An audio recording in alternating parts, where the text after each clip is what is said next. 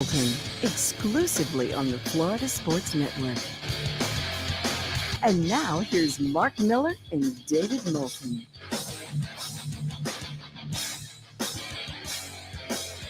Top of the morning to you. Cover you Miller and Moulton on this Tuesday. There is nothing going on. Not a darn thing going on in the sports world these days. Nothing. All I know is the National Football League is just about to the point where I want it. It's so close. A few more transactions would be good, but it's so close. By transactions, you mean trades. Correct. Because they're going to sign till their heart's content. Right. The transactions number will be there for you. Right. Few more trades. I mean, how many big-time quarterbacks? And you can define big-time however you'd like.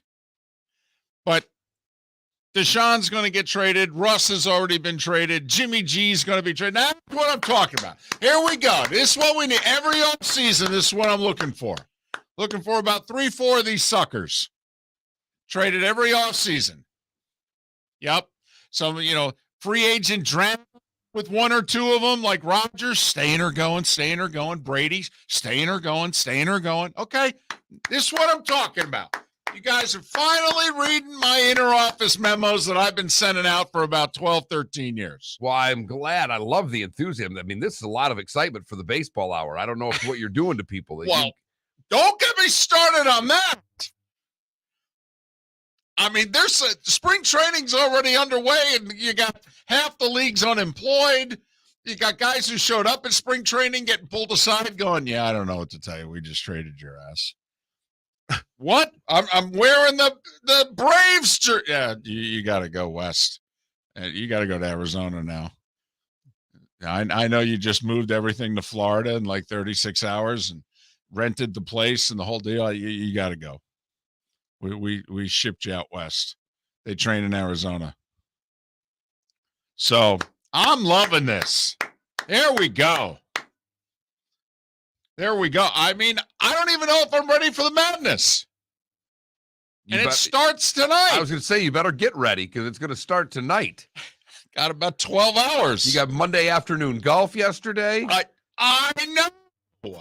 And it was tremendous. It really was good. Yeah, I agree. It was fun. Guys making birdies, guys making mistakes. Yep. Guys making birdies when they made mistakes. Right. Yeah. So it's a fun time right now to be a sports fan. It really is. Transaction heaven in the football world. Just got to admit, at one point, there's so many. I was yelling at the NFL Network last night. Could you slow down? I find it funny because I had some work to do yesterday, so I'm watching the golf on my phone. I'm running errands, and I'm checking Twitter to keep up with free agents. And I follow far more people than you do. I actually follow the occasional listener if they're funny. And it's really fun to watch the fan on Twitter during NFL free agency. The highs and the lows. Back. Now, right. Attack. Just give me a body. Right. It doesn't matter which one it is. I don't Need care. some linemen. I don't care. And then if their team doesn't get linemen, Miami Dolphins in the first day. Right. Then they're yelling. Then the running back didn't matter anymore. It's, I can't believe this guy's, what's he doing? He's not doing anything. You got to get a lineman. Been at it for 3 hours. Well, that's the thing. Yesterday was tampering period. The legal tampering period.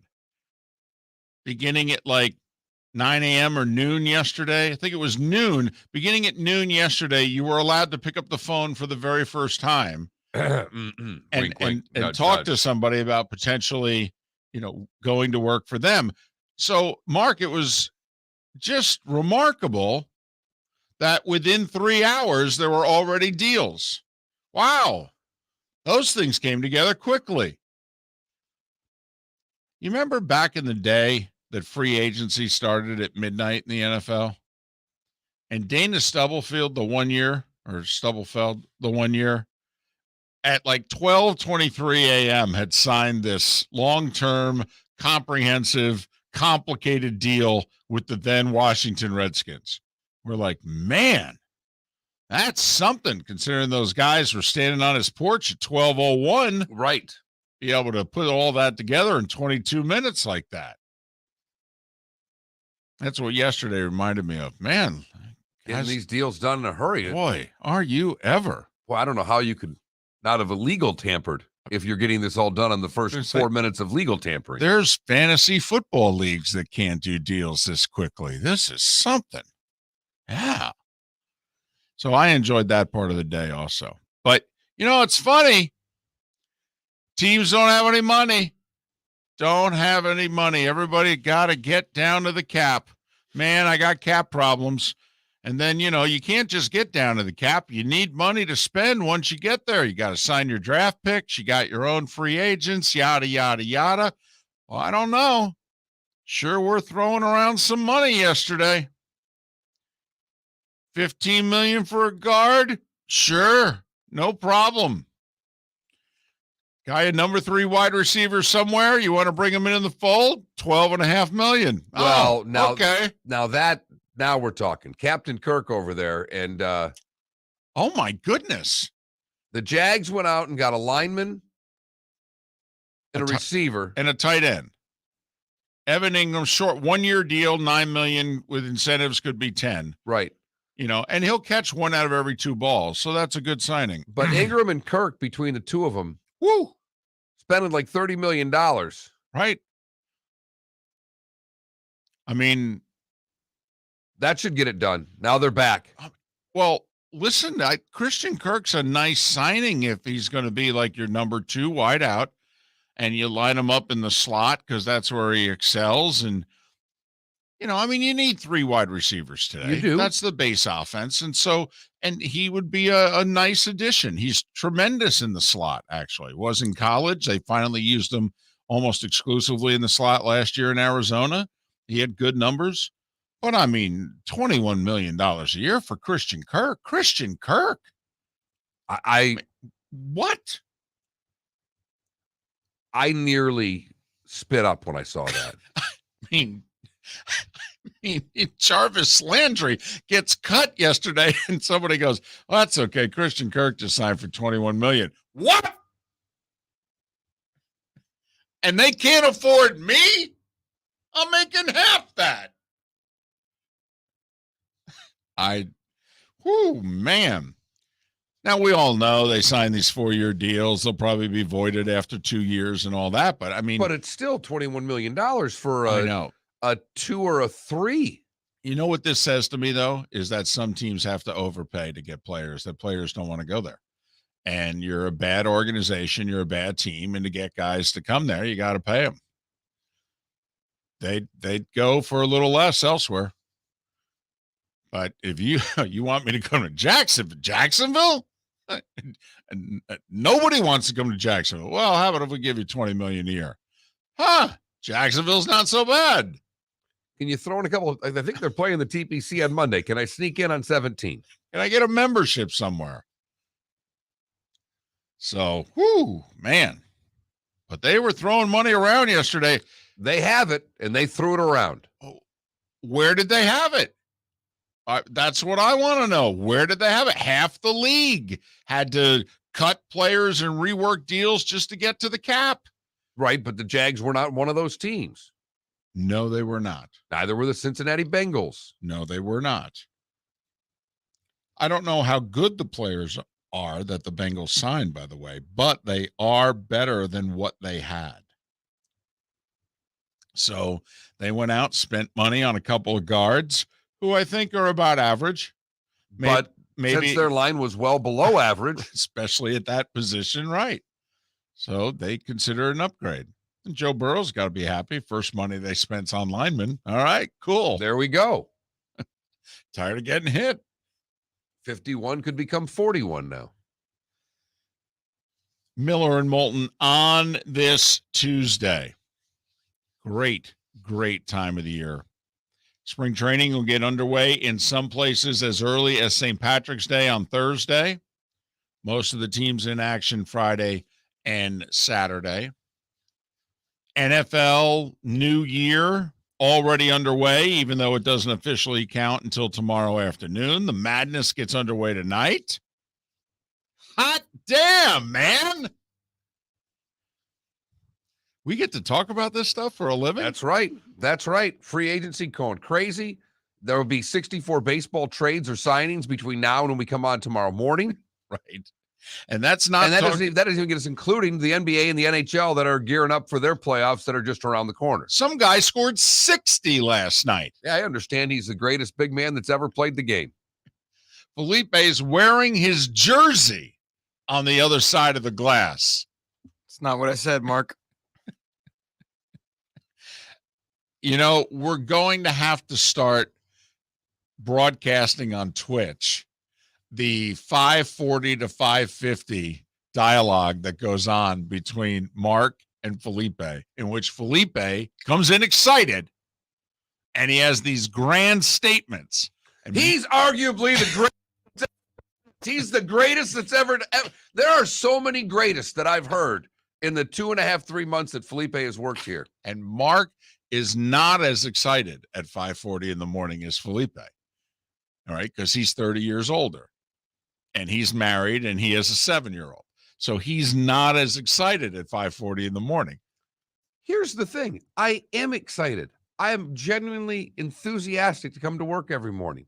But when I come in and I see the basketball jersey standing in front of the door that I walk in, I go, oh, God, here we go again. Here we go again. I love his enthusiasm, but when you're a younger man and you start telling everybody how this guy's the greatest and this is the greatest and he's arguably the best that's ever done this, when I have T-shirts that are older than he is, I sometimes pause. So I feel like we have our own barber shop that goes on in the morning between 5:40 and 5:50, and we have the generational divide, and it's entertaining enough. We may have to start broadcasting it on Twitch. That's all. A lot of yelling that goes on for that early in the morning. That's usually why we're in full voice at 6:01.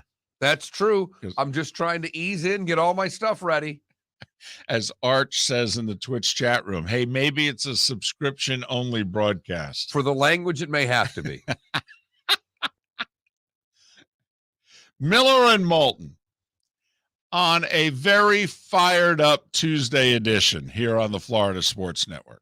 Hey, it's Mark Miller for the Training Grove by Orange Whip Golf, where golfers go to get better. Improve your golf game from home with Orange Whip Golf and Fitness online swing training program, The Training Grove. With a growing swing training video library and a daily program prescribed by golf fitness professionals, The Grove provides a clear path to unlock your most powerful swing, giving you control of your game like never before. Join thousands like me who have finally found a way to achieve results in half the time of traditional game improvement methods with The Grove's revolutionary blend of golf fitness, instruction, and award-winning Orange Whip products. Go to orangewhipgolf.com to get started for a free 14-day risk-free trial and use code Miller10 to get $20 off your first month. That's orangewhipgolf.com to get started for a free 14-day risk-free trial. Remember to use code Miller10. That will get you $20 off your first month. The Training Grove by Orange Whip Golf, where golfers go to get better. You are listening to Miller and Moulton on the Florida Sports Network.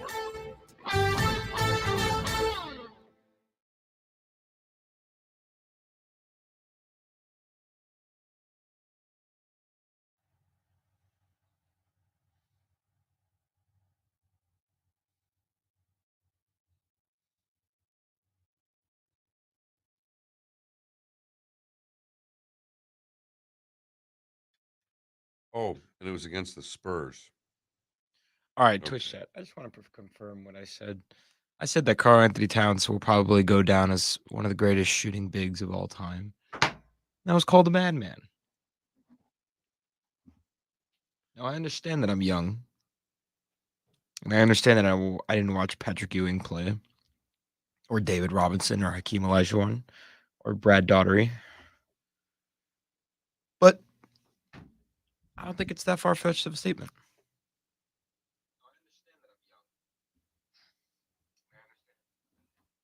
Cool.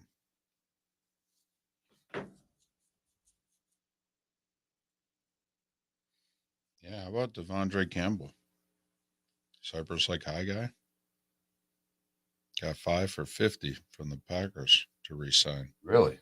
He was on the street at the beginning of training camp last year. They got him for like 1 year, $2 million.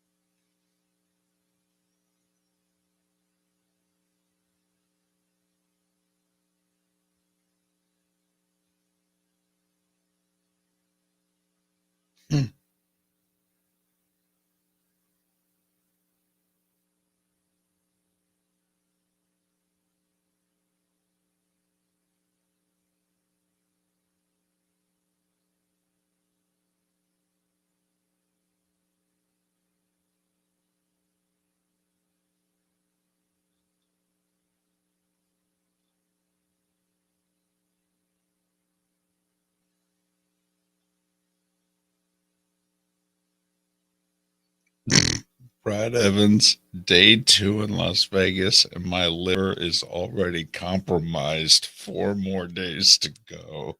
I really would like to go out there for a tournament. So I guess Kirk's deal for 2 years will be 2 for 37, guaranteed.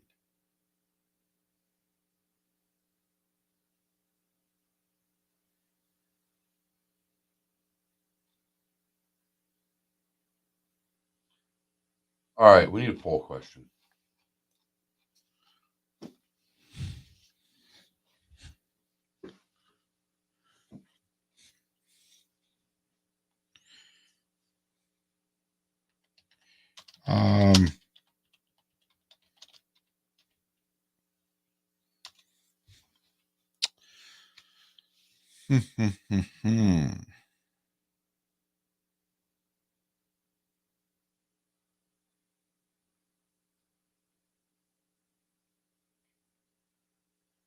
One minute.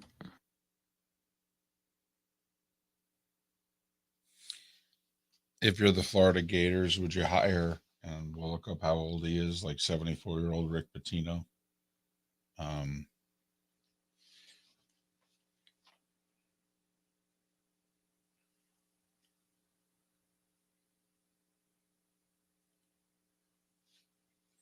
Yeah, if you were Deshaun Watson, which team would you choose, Carolina or New Orleans? Because apparently that's what it appears down to right now. Yeah. I like that one better than the Gator basketball, just because of it's football. I understand. 10 seconds. Here's a great tweet which shows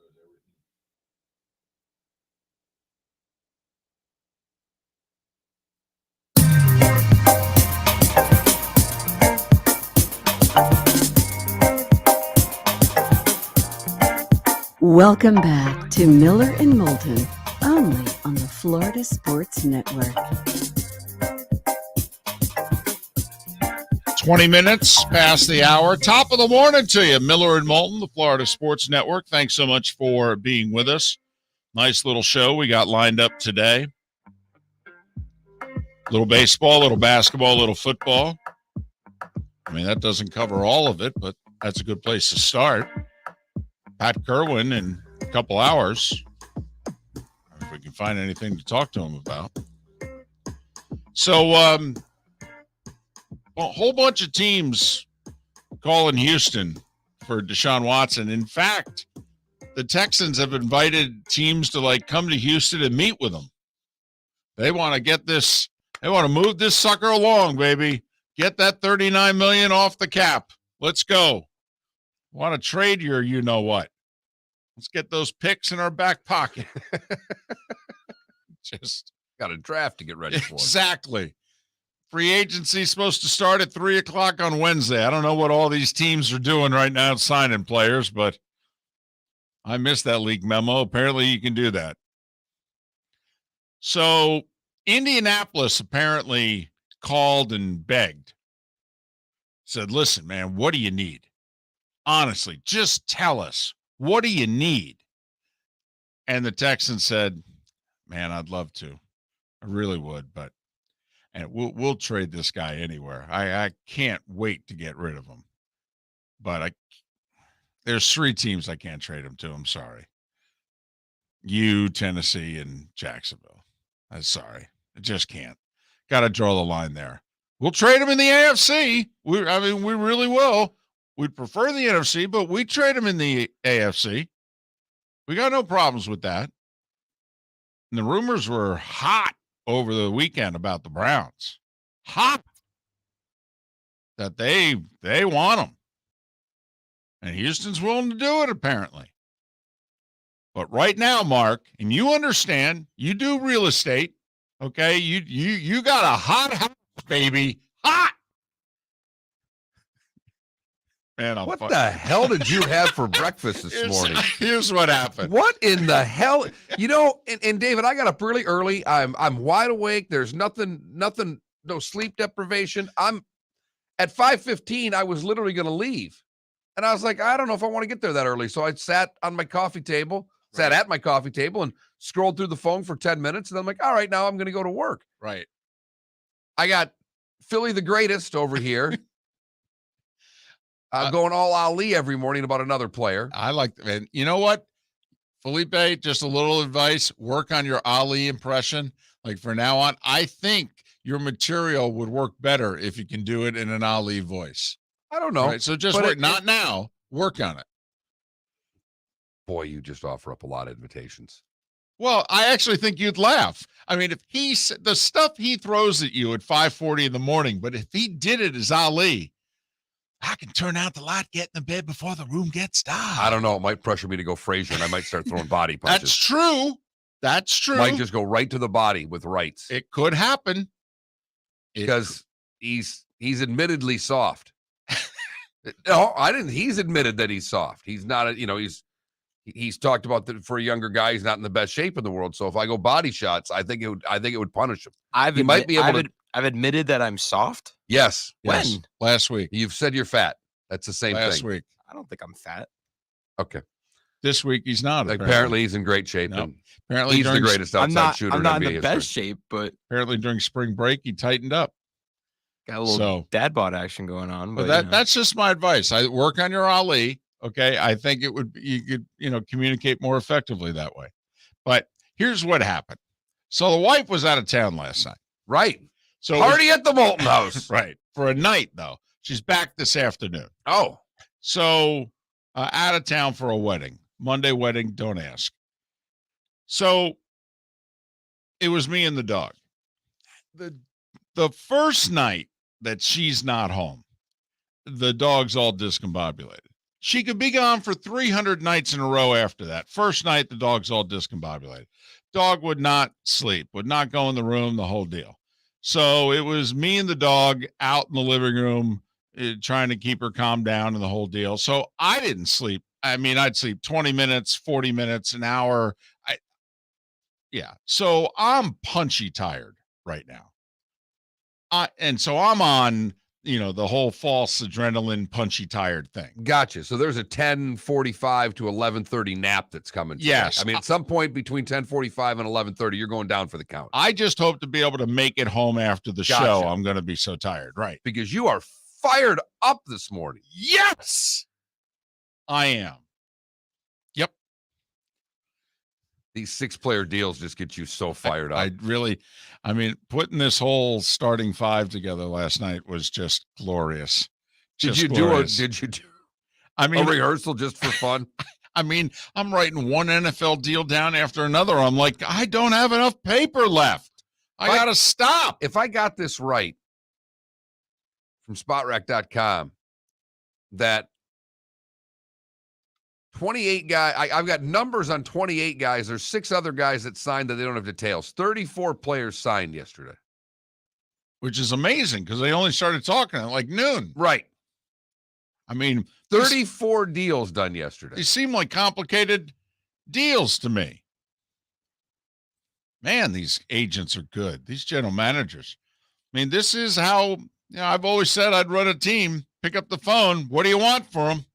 Okay, done. Let's go. Let's move this sucker along. I got the Bengals on line 2. It's 6:12. You got until 6:15. Let me know. Well, and the baseball guys will be doing the same thing because they're under the gun. Totally. There's no time. No. I mean, in the football world, you'll have a frenzy here this week to get as many of the free agents signed as you can, and then it will slow down slightly. But right now, baseball is going to be full on. It's like an early trade deadline for you. I know. It's fantastic. This is just so good. But anyway, so Deshaun Watson and Indianapolis desperately wanted him. They said no. The Browns apparently over the weekend were all in. I don't know if they're still all in, but apparently right now, because the word was that over the course of the last however many months, that Deshaun has said no to quite a few places, like Philadelphia with the 3 first-round picks. And the word is Deshaun has said, I don't want to play in Philadelphia. And yet everybody goes, the Eagles are a sleeper candidate. Well, I don't know what to tell you. If he doesn't want to play there, they're not. But supposedly he also at one point in time, Mark, had said no to Carolina, which I think is a surprise to all of us. It's like, well, hold on a second. It's not that far from Clemson. You went to college there. I mean, what would be wrong with the weather? For the most part, it's pretty good. But the word was that Deshaun wanted to go to Florida, to the Dolphins, or with Brady retiring, the Bucs. And goodness knows the Dolphins made many attempts to acquire him and backed away and that saga. And now, obviously, Tomlin retired, so it takes the Bucs off the table. And the Dolphins backed away from Deshaun a month ago. So Deshaun's now having to broaden his horizons, consider places that up until now he had not been willing to consider. I'm wondering how many places he's and his agent have said no to. Well, remember, they said no before Friday. To review, Friday, they tried to indict the ham sandwich, a.k.a. Deshaun Watson, in Houston, and the folks on the grand jury said, no, we're not going to indict him for any crimes, no charges. So now he's just facing civil suits. Well, now NFL teams came out of the woodwork. Now they feel like they can acquire him. They can handle the PR, what hit that they're going to take, because now it's a different story. Apparently, Deshaun met with yesterday representatives from Carolina and New Orleans, which if you're a Bucs fan, you should be paying attention to this. This could change life in pursuit of happiness going forward for about 10 years. It's kind of a big deal. So that's hours 3 through 9 of the legal tampering period, apparently, Mark. And we'll see if anybody else services. But for the moment, it looks as if there are 2 main suitors and the Cleveland Browns somewhere staggering in on the outside. I feel like they're that bird that's just lurking, that's stalking, that's flying around, and everyone's looking up going, is that bird going to parachute down and come after us? And I'm looking at the Browns as if this is a dog race, and the 1 and the 8 are out in front, and the Browns are somewhere in that second group needing a tumble to get back into the race. Well, and of course, there's the intrigue there. I mean, Carolina and New Orleans don't have quarterbacks. Right. So they don't really have to worry about, getting rid of someone. I mean, Carolina would get rid of Sam Darnold for a ham sandwich if they got Deshaun Watson. But in Cleveland's case, if they were to get Deshaun Watson, they would either have to include Baker Mayfield in the deal or Baker Mayfield becomes available for someone else. Just curious, when's the last time you had a ham sandwich? Because you made 2 ham sandwich references in this segment. And mind you, there's nothing wrong with a ham sandwich. I had a breakfast ham sandwich last week. It was delicious. But are you yearning a ham sandwich? Did you just have a ham sandwich? I think I doubled down because I used the ham sandwich analogy about, the old thing, you can indict a ham sandwich. So since I used it once, I think it was fresh in my mind. Remember, I didn't get a lot of sleep. I got you. Mustard on that ham sandwich? Yes. Ham and cheese with mustard. Just making sure. Yes. Was actually my go-to sandwich for a very long time. And that's a fine sandwich to go I to. agree. And then my doctor said you should switch to turkey. And I looked right at him and I looked at my gut and I looked right at him and I looked at my gut and I go, don't you think we're a little late for this? Ham's not nearly as bad for you as people make it out to be. Very, very underrated. And you want to talk to that doctor. What's he thinking? All he's saying is that turkey is healthier.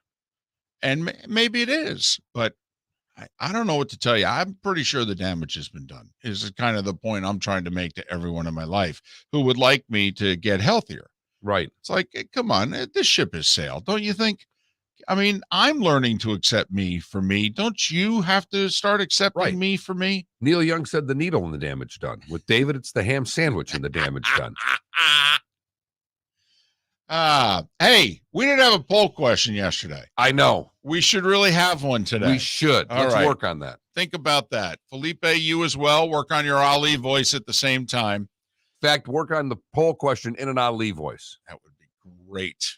That would be great. All of you in the Twitch chat room. All right. David has created a monster in the first 32 minutes of today's show. Miller and Moulton. The starting 5 is next here on the Florida Sports Network. Hey, it's Mark Miller for the Training Grove by Orange Whip Golf, where golfers go to get better. Improve your golf game from home with Orange Whip Golf and Fitness online swing training program for Training Grove. With a growing swing training video library and a daily program prescribed by golf fitness professionals, the Grove provides a clear path to unlock your most powerful swing, giving you control of your game like never before. Join thousands like me who have finally found a way to achieve results in half the time of traditional game improvement methods with the Grove's revolutionary blend of golf fitness, instruction, and award-winning Orange Whip products. Go to orangewhipgolf.com to get started for a free 14-day risk-free trial and use code Miller10 to get $20 off your first month. That's orangewhipgolf.com to get started for a free 14-day risk-free trial. Remember to use code Miller10. That will get you $20 off your first month. The Training Grove by Orange Whip Golf, where golfers go to get better. You are listening to Miller and Moulton on the Florida Sports Network.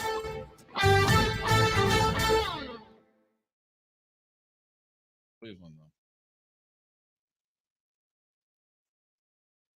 And there's that. You're Deshaun Watson. Where would you want to play next season? New Orleans, Carolina, Cleveland. Up, done.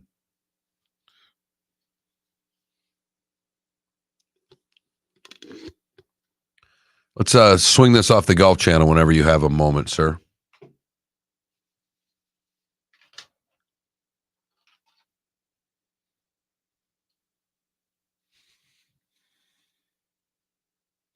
This guy took a lot of the thing you point out here. I was going through the tweets. He was arguing with people all day about the damn that website, that Twitter account with Penn State. He was all over the Penn State people yesterday. They did not like him.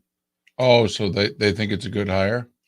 They just were defending Penn State. People were defending Penn State and him, and it's just funny. Well, I don't know how you can defend both.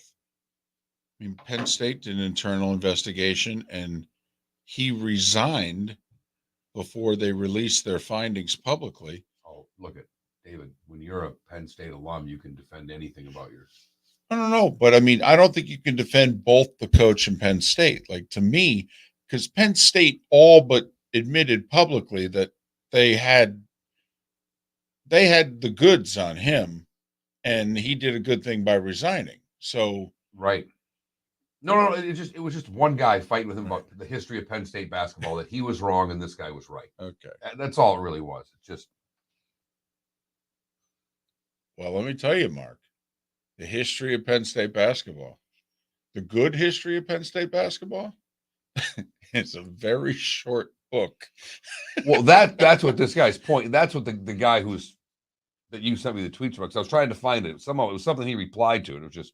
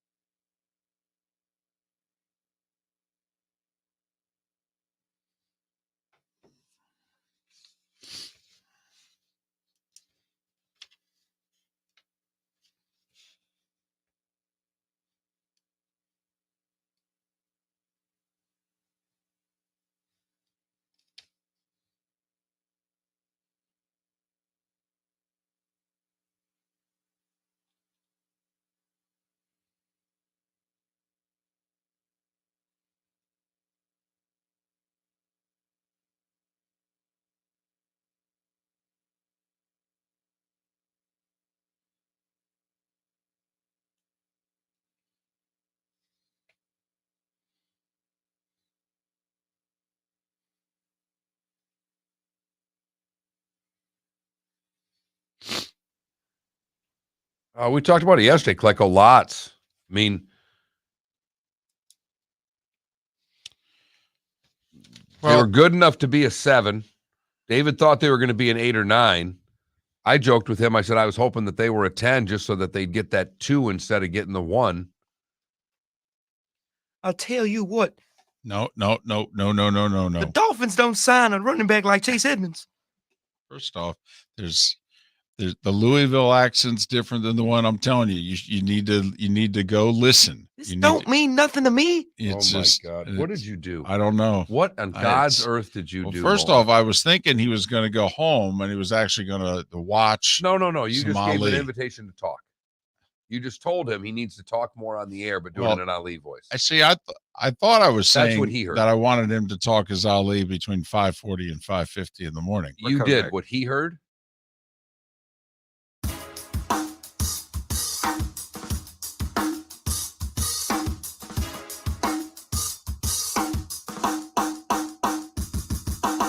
Welcome back to Miller and Moulton, only on the Florida Sports Network.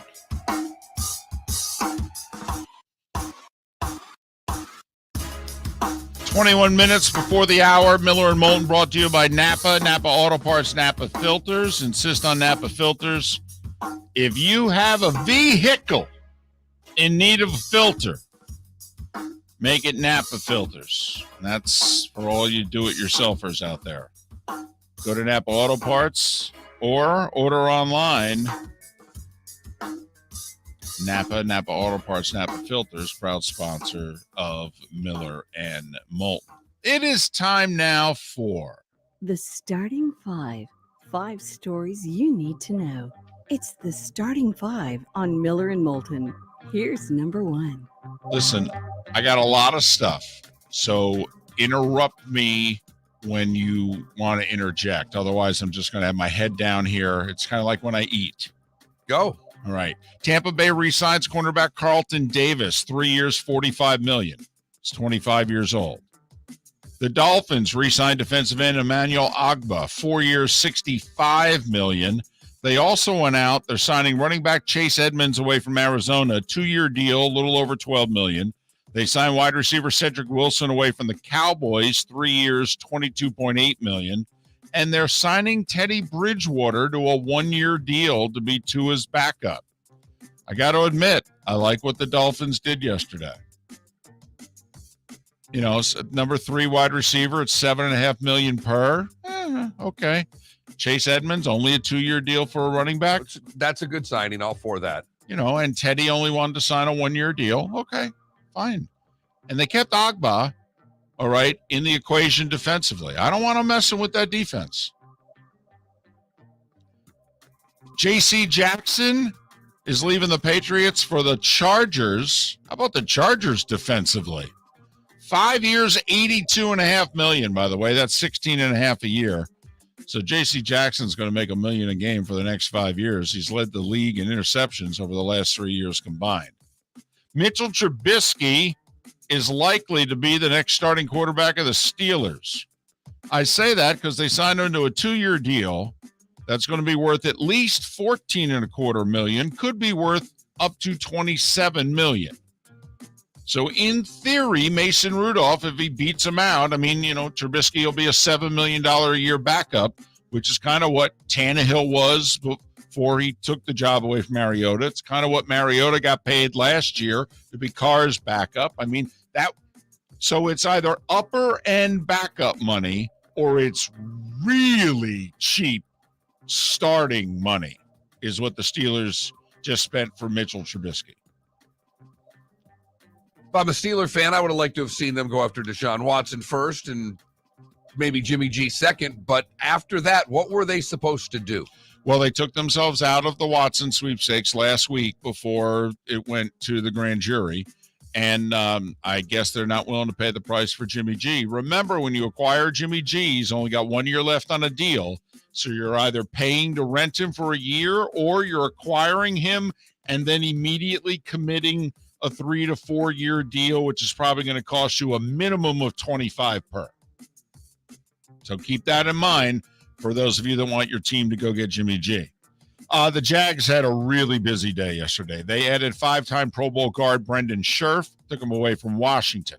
They signed tight end Evan Ingram to a 1-year, $9 million deal. They signed the leading tackler in the NFL last year, Falcons linebacker Foy Alokin. He had 192 tackles last year. They signed wide receiver Christian Kirk away from Arizona. 4 years, $84 million. If you look closely, it's probably a 2-year, $37 million deal. And they signed away Zay Hayes from the Raiders, gave him a 3-year deal. So offensive line, defense, wide receiver, and tight end. I mean, they're certainly 8 minutes into free agency. They're certainly helping Trevor Lawrence out. No, there's no doubt. I mean, they certainly look to me like they've improved all the way to 5-12 with this. Well, hey, come on now. You got the number 1 pick 2 years in a row. You need players. Absolutely. To me, this does not take them out of the equation of taking a tackle first overall. A lot of people believe that this now seals the fact that they're going to take Hutchinson from Michigan, the defensive end. See, Scherf's a guard. Right. I mean, and Cam Robinson, yeah, they franchise tag him, but A, that's only 1 year, and B, they could always pull the tag. I mean, to me, tackle's still in play, but most people think now the Jags are going pass rusher. Deshaun, and for the record, I don't. Okay. You have Trevor Lawrence. What do you want to do? You want to protect your quarterback. Dallas reworked the deal of DeMarcus Lawrence to create cap room so they keep him in the fold. The Browns cut wide receiver Jarvis Landry. The Packers cut linebacker Zadarius Smith. I think he had 24 sacks the last 2 years. But they keep linebacker Devondre Campbell, 5-year, $50 million deal, and they sign an extension with defensive end Preston Smith. Bengals signed Tampa Bay guard Alex Kappa, 4 years, $40 million, and Patriots guard Ted Karras, 3 years, $18 million. So 2 new starting guards for the Bengals to help protect Joe Burrow. And Deshaun Watson is entertaining Carolina and New Orleans. And I mean literally, like entertaining. Welcome him over to his house, having dinner and drinks. Houston said no to the Colts wanting to acquire Deshaun Watson. To baseball now. the Braves trade 4 top prospects, including the top 2 prospects in their organization, to the A's for first baseman Matt Olson, all but ending Freddie Freeman's tenure in Atlanta. Unbelievable. They could have paid Freddie Freeman and kept their top prospects. Unbelievable. What did Freddie Freeman do to them? That's what I'm trying. Why do they not want him? Freddie Freeman's last at-bat for the Braves was hitting the game-winning home run in the 8th inning of the World Series. And then the very last thing he did for the Braves was catch the final out of the World Series. He finished 3rd in the MVP last year. He won the MVP the year before. Unbelievable. Andrew McCutcheon signed a 1-year deal with the Brewers. Fernando Tatis Jr., maybe the most interesting story of the day. Turns out the Padres superstar shortstop was in a motorcycle accident back in December. Remember, the lockout was in effect. What was one of the charms of the lockout, Mark? You couldn't talk to anybody. Nope. You literally could not talk to the trainers, the manager, the general manager. You couldn't use the team's facilities to work out. In fact, as you had pointed out before the show, the teams went out of their way to let their staffs know to stay away from players. People's jobs were threatened. You cannot talk to any of the players, period. And so because of it, Tatis Jr. just showed up at Padres spring training with a broken wrist. He said, oh, well, I couldn't do anything about this. Because here's the thing. If he goes and had gotten his own medical attention, the Padres could have gone, well, we didn't approve this. I mean, that's the thing. They could have played both sides of the fence. They literally could void his $300+ million contract if he went and got his own surgery. So now Tatis shows up with a broken wrist and says, oh, glad we ended this lockout. What do you want to do about this? So he's going to miss the first half of the year. And the Reds trade all-star outfielder Jesse Winkler and third baseman Eugenio Suarez to Seattle. Don't sleep on the Mariners, by the way. They have the longest playoff drought in North American sports at over 20 years, but they're pretty darn good. And the Mariners sent 3 minor leaguers and player to be named later. Freddie Charles, future considerations. College hoops, South Carolina fired Frank Martin. He was there 10 years. He only made the tournament once. They went to the Final Four, something they had never done before. He had a winning record, though, Mark. I mean, his average season was 17-15. This year, he went 18-13 and 9-9 in the SEC. He got fired. Do you realize we've already had coaching changes in the SEC at Florida, Georgia, South Carolina, Missouri, LSU? Everybody knows Ben Howland's getting fired as soon as Mississippi State gets knocked out of the NIT. And Kermit Davis is hanging on by a thread at Ole Miss. Could have 7 new coaches in the SEC. Just matters more. NIT, this is pretty interesting. The Gators are hosting Iona. Yeah, that means Rick Pitino is going to be in Gainesville. Oh, my goodness. What a setup. Well done, NIT. Well done. Which, of course, then begs the question, is he going to leave? Should Scott Strickland let him get on the plane? The tournament gets underway tonight. True TV, ladies and gentlemen. True TV. Ooh, it's that time of year where you need to find out where True TV is on your dial for the next couple of days. By 6:40 p.m. Eastern, Texas A&M Corpus Christi is taking on Texas Southern in the first game. So really, you've got till 9 o'clock if you want for Indiana, Wyoming. NBA, Karl Anthony Towns at 60 points. That's why Felipe is wearing his jersey. What is he? The greatest what? I said that you can argue he is one of the greatest shooting big men of all time. There you go. I've been called a madman. Well, actually, you said toned it down. You went a little further than that. Yeah, you did. You said you could argue he is the greatest. You didn't say one of the. You didn't say one of. Greatest. The greatest. Which, by the way, I think you can argue he's the greatest. I think you can argue too. You can argue anything you want. Karl Anthony Towns with 60, 32 of them in the third quarter. Now, you got to admit, that's hard to do. 32 and a quarter. This is the NBA, after all. They was playing the Spurs, after all. And it was the George Gervin Spurs, okay, against the David Thompson Nuggets, because Minnesota won 149-139 This is 80s NBA right there, all over it. Denver beat Philly 114-110. Charlotte over OKC by 18.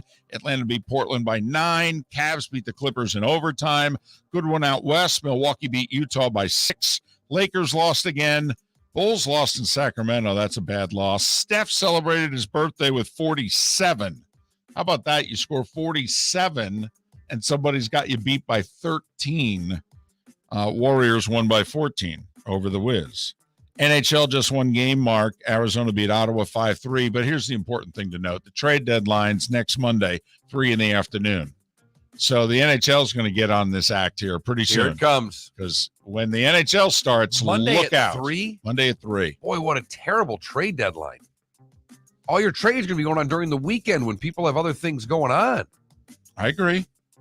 I completely agree. Thursday's your trade deadline. Yeah, or Wednesday. Absolutely. You have it in the middle of the week, the 48 hours leading up to it. Right. I agree. Bad move. Monday at 3 is the NHL trade deadline. The Players' Championship, he's from Australia, but he lives in Jacksonville, which is not very far from Ponte Vedra.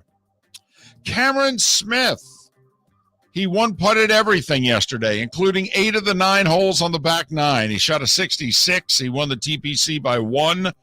He earned $3.6 million to edge Anirban Lahiri from India by 1, who came in ranked over 300th in the world and made like $2 million. What a week for that young man. But Smith, 5-year exemption, 3 years to all the majors, not to mention the $3.6 million purse. And that was the starting 5 every weekday morning at this time on Miller and Moulton. So that was a lot. That was a lot. The quiz will come in the 7 o'clock hour, folks, when you'll have a chance to answer starting 5 questions for a Napa filter. What in the world are the Braves doing? I understand they're owned by is it like Sinclair or Liberty? I think it's Liberty Media owns them, and they throw money around like manhole covers, apparently. But the problem is since they're a publicly traded company, everybody got to see their financials like a month ago. They're making an staggering amount of money, and they're making money on the Braves. I mean, come on. You let the face of your franchise go. He's the guy after Chipper. He took the mantra from Chipper. He's your guy. He's 30. Let me ask you this. What type of contract is Freddie going to get? Freddie's going to get at least 5 for 27, at least. He wanted a 6-year deal. Apparently the Braves were balking at a 6th year. I mean, if that's really the only thing here, come on. Because if it was 7 to 10, then I could see the Braves wanting to walk away. I truly could. But apparently it was 5 years, take it or leave it. He wanted a 6th, and he may not get it elsewhere. But, I mean, come on now. See, now also you're putting all that leadership and everything on Acuna. I mean, Freeman could have deflected all that for a few more years and just let Ronald Acuna continue to be a superstar. I can't believe they did that. All right, that ends the baseball hour. Miller and Moulton, Florida Sports Network. Bring your big mouth to John Smith Subs and indulge in their overstuffed subs with the freshest quality ingredients. Enjoy our famous steak bomb with perfectly grilled marinated sirloin steak topped with provolone cheese, grilled onions, peppers, mushrooms, crispy bacon, juicy tomatoes, and creamy mayo. Boom! Made-to-order crispy fries can be paired with the Gator, the Cuban, the Chicken Bomb, or the Italian. Love local. Eat delicious with John Smith Subs. Find a John Smith Subs location near you today. Hey, it's Mark Miller for the Training Grove by Orange Whip Golf, where golfers go to get better. Improve your golf game from home with Orange Whip Golf and Fitness online swing training program, The Training Grove. With a growing swing training video library and a daily program prescribed by golf fitness professionals, The Grove provides a clear path to unlock your most powerful swing, giving you control of your game like never before. Join thousands like me who have finally found a way to achieve results in half the time of traditional game improvement methods with The Grove's revolutionary blend of golf fitness, instruction, and award-winning Orange Whip products. Go to orangewhipgolf.com to get started for a free 14-day risk-free trial and use code Miller10 to get $20 off your first month. That's orangewhipgolf.com to get started for a free 14-day risk-free trial. Remember to use code Miller10. That will get you $20 off your first month. The Training Grove by Orange Whip Golf, where golfers go to get better. David Moulton for Napa, Napa Auto Parts, and Napa Filters. Insist on Napa filters for your vehicles, or if you're a do-it-yourselfer, only buy Napa filters. Napa has a filter for almost anything on earth that moves, whether it's motorcycles, foreign and domestic cars, vans, SUVs, earth-moving equipment. You get the idea. Napa Auto Parts, Napa filters. Insist on them for your vehicles, or if you're a do-it-yourselfer, only buy Napa filters. You were listening to Miller and Moulton on the Florida Sports Network.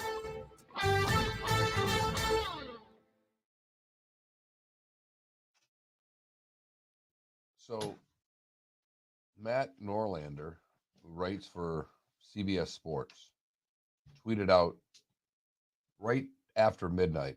It's now Tuesday on the East Coast.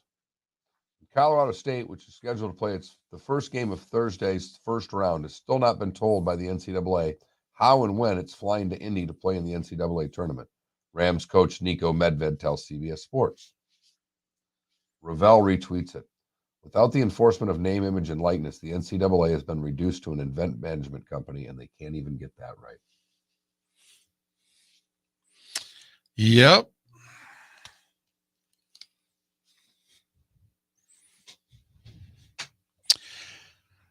Yeah, the Patriots did not even contact J.C. Jackson, Paper City.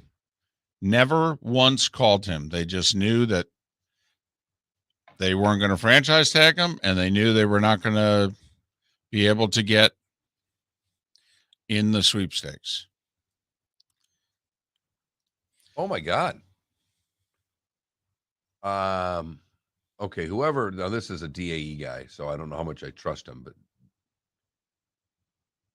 2-horse race for Freddie Freeman between the Dodgers and the Rays. Tampa's offering 6, LA's offering 5. If the Dodgers get Freddie Freeman, man. You know what's fascinating? What a get that would be for the Rays. You know what's fascinating about that is that the Rays apparently, it came out like right as the lockout was ending, made their offer to Freeman before, right, thinking that maybe there was a chance to essentially steal him. That Freddie and his agent would go, you know, they don't know what's going to happen coming out of the lockout. So I'm sure Freddie wouldn't mind living in Tampa. I think, I could be wrong, I thought he was a Southern California guy. Yeah, didn't he grow up? I thought he was. Wasn't he childhood friends with Matthew Stafford?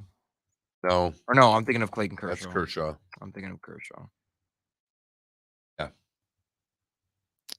Yeah, Fountain Valley, California. Wrong, tall white guy.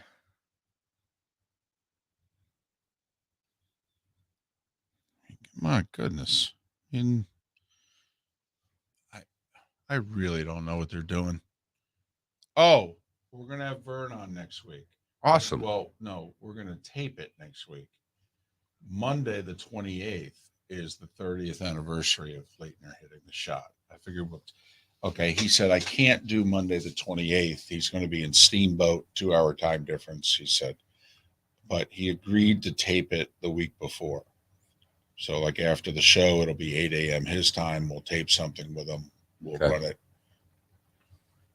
And it's up to you if you want to run it Friday leading into the weekend. Oh, it doesn't matter. But Monday, the 28th, is the 30th anniversary of the Leitner hitting the shot game. I thought it'd be great to have Vern. Absolutely.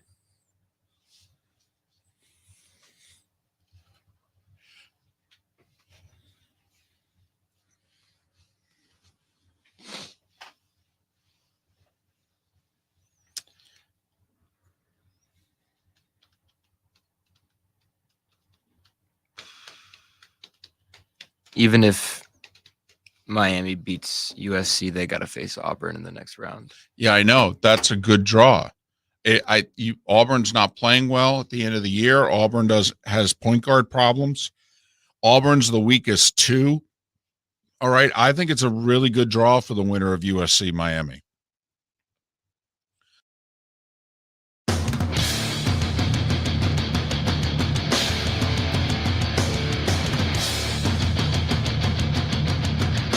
You are listening to Miller and Moulton, exclusively on the Florida Sports Network. And now, here's Mark Miller and David Moulton.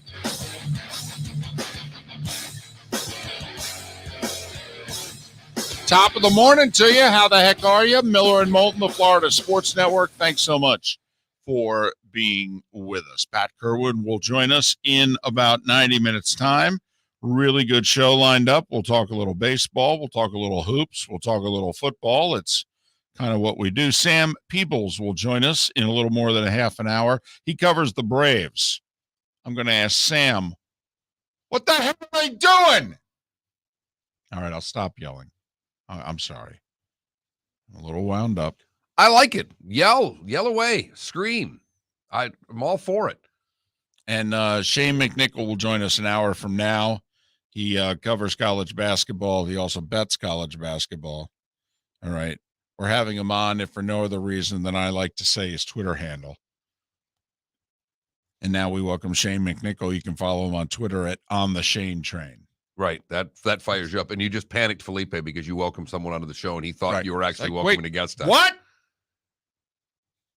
So we've even got a poll question up already. We do? Yeah. Good job by you. Well, you came up with it. I typed it. We're all set. If you were Deshaun Watson, where would you want to play next season? And we list the 3 teams who have the most interest right now: New Orleans, Carolina, and Cleveland. Kevin responded right away and says Seattle. Thank you, Kevin. Right.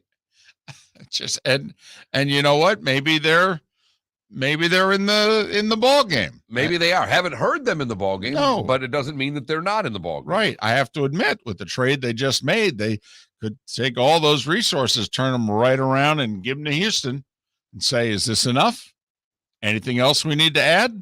And yes, they need him, Kevin. No denying that. But right now, there's not been rumors linked between Seattle and Houston, which means nothing. Obviously, that could happen. But these 3 teams, particularly New Orleans and Carolina, are the 2 front runners. Cleveland, probably the dark horse out of the 3 right now, but that's where the public is voting. It's where I voted as well, at just under 44%. If I were Deshaun Watson, I'd go to the Browns. Of the 3 choices. Yes. Okay. He's under contract for 4 years. This coming season, the 3 that follow. So this is not a short-term thing. There's no new contract that needs to be worked out. I mean, whoever gets Deshaun Watson, it's like, okay, this is our guy. Next 4 years, 39 a year on average. Let's go. Carolina coming up in the rear with a little over 20%. New Orleans about 35% of the vote right now. I have a feeling if Sean Payton was still with the Saints would win this poll. Because he's no longer there, I have a feeling the Saints will finish last in this poll. And early indicators are they're going to finish a little. I think Carolina will finish last because I think people look at New Orleans and think it's a little better team. You've got Thomas there. You've got Kamara there. Kamara healthier than McCaffrey from a running back position because McCaffrey's not been able to stay healthy. But you look at Cleveland on this, David. Obviously a great running game. Now they've got Cooper at the receiver position. They've got a really good defense. Cleveland, to me, seems like the logical choice. I don't know what you think about this question. I'm still contemplating, to be honest with you, because I'm not thinking just 2022. If I'm Deshaun, I'm thinking, hey, this is at least 4 years. And if it goes somewhat well, this could very well be the team I play the rest of my career with because we'll renegotiate right as I'm turning 30. I'll sign some 5-6+ year deal for just absolutely, you cannot imagine what the salaries are going to be like 3, 4, and 5 years from now. I mean, remember, the new TV money hasn't kicked in yet. They're still working on a cap that's being affected by pandemic revenue. And David's contemplating 1 year versus Tom Brady versus a career versus Joe Burrow.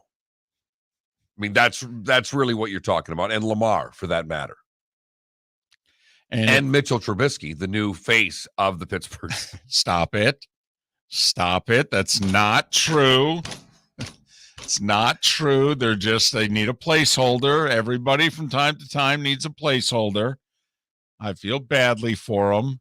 He's not going to try to be Ben Roethlisberger, but he's going to I be hope so. Did you see how compared- Ben played last year? Well, it's okay. 2004 through 2019, Ben Roethlisberger, but he'll be. Listen, let's just hope he beats out Mason Rudolph, because if he doesn't, then you're in big trouble. If he does, they're upgrading the offensive line. They got themselves a running back. They've got themselves a defense. So he'll be throwing to the best wide receivers, because he didn't play in Buffalo. So I can't consider the wide receivers he had in Buffalo because he didn't play. But he'll be throwing to the best wide receivers he's ever thrown to.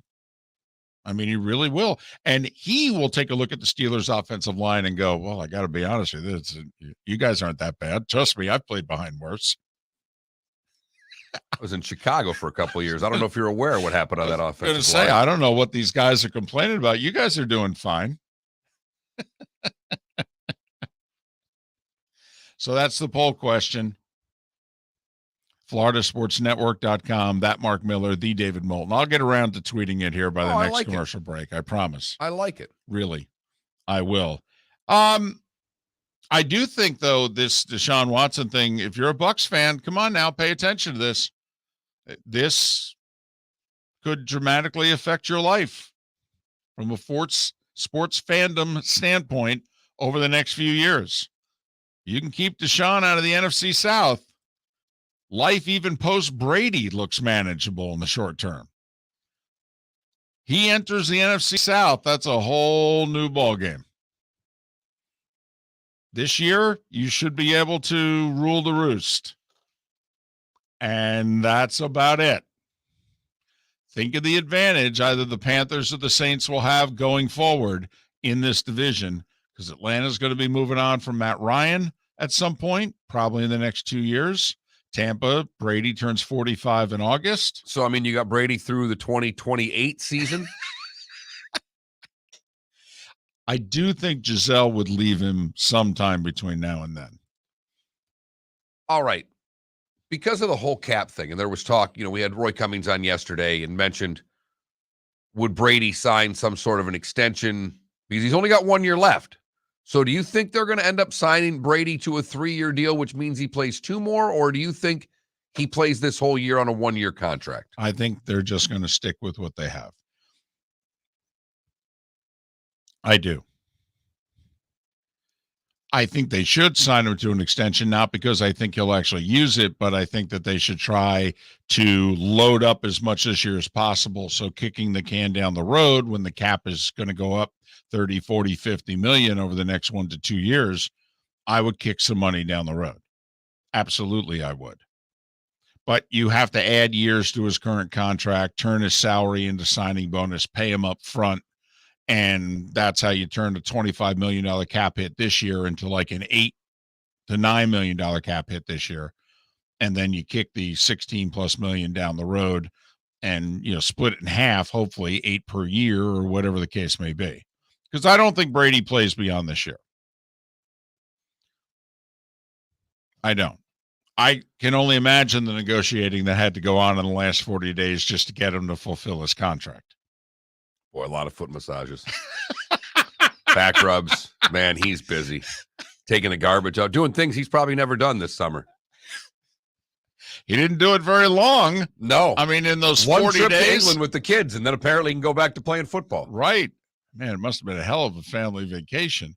What point during the trip did he turn to Giselle and go, honey, I love you guys, but only so much. Right. How many soccer games can I go to for crying out loud? For goodness sakes. You mean to tell me you do this 24/7, 365?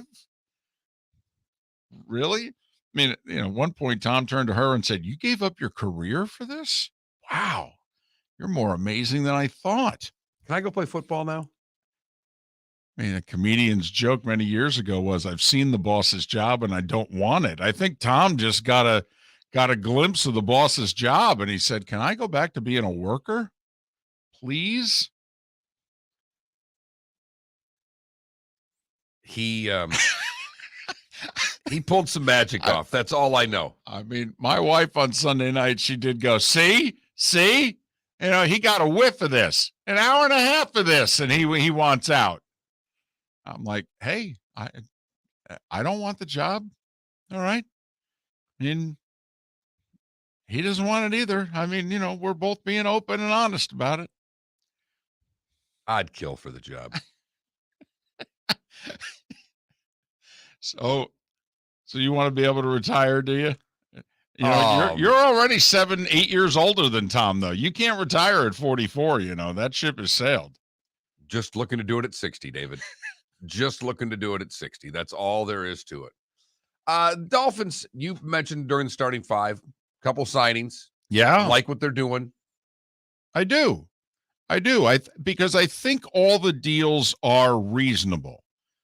They paid a young pass rusher who's their own guy $16 million a year on average. And if you think that's a little rich this year, by next year it won't be. They brought in a running back. Well, we've said they've had the worst running back core for the last 3 years, really, in the NFL. I mean, certainly since they traded Kenyon Drake a couple years ago. I mean, they have been inadequate at running back. Well, Chase Edmonds is a legit NFL running back. They're paying him $6 million a year on a 2-year deal. Oh, okay. What's wrong with that? He's your featured back. No, look it. Just in the next 2 days, I need linemen signed. I need offensive linemen signed. Their offensive line needs help. They bring in Cedric Wilson. I mean, to me, if they're moving on from Devontae Parker, great. Cedric Wilson, probably a number 3 receiver. Remember, they believe they have a number 1 wide receiver already on the team. So now they just brought in a guy, maybe he becomes a number 2. But if you pencil him in as a number 3, well, okay. You kept Gesicki, you tagged him. Right. Now you got 2 of your wide receivers taken care of. Remember, you're all in on the quarterback. You're upgrading the running back position. Teddy Bridgewater is a backup. I mean, that's better than Jacoby Brissett. We'd all agree with that, right? 100%. So the Dolphins got better yesterday. They did. And they still have a ton of money. I'm totally with you, though. Should they draft a running back still, though? Or is Well, that I will problem say, solved? I'll say this. They're drafting so late in the first round that I think they have other needs. But if the first running back of this class, whether it's a kid from Michigan State or somebody else. Projected to be a second-round guy. Okay, but where are the Dolphins drafting? 29, 30? Right. I mean, that's damn near the second round. So, and you're figuring that the top running back is not going to make it to where it is you're drafting in the second round. I know they're not drafting at the very bottom, but they're drafting in the middle. My guess is they don't go that position at 29, but if they did, from a value standpoint, I'd be okay with it. Yeah, if they draft a running back in the first round, I would criticize the pick right now. Okay. In a league where running backs are just guys you pick up, I'm not drafting a running back in the first round. I'm drafting a running back on day 2, day 3, and seeing if I can find something there. I just, by all accounts, for the record, I'm just looking at a couple of mocks right now. They could get Kenneth Walker 50th. That's their second round pick. Well, so I wouldn't be thinking running back before 50.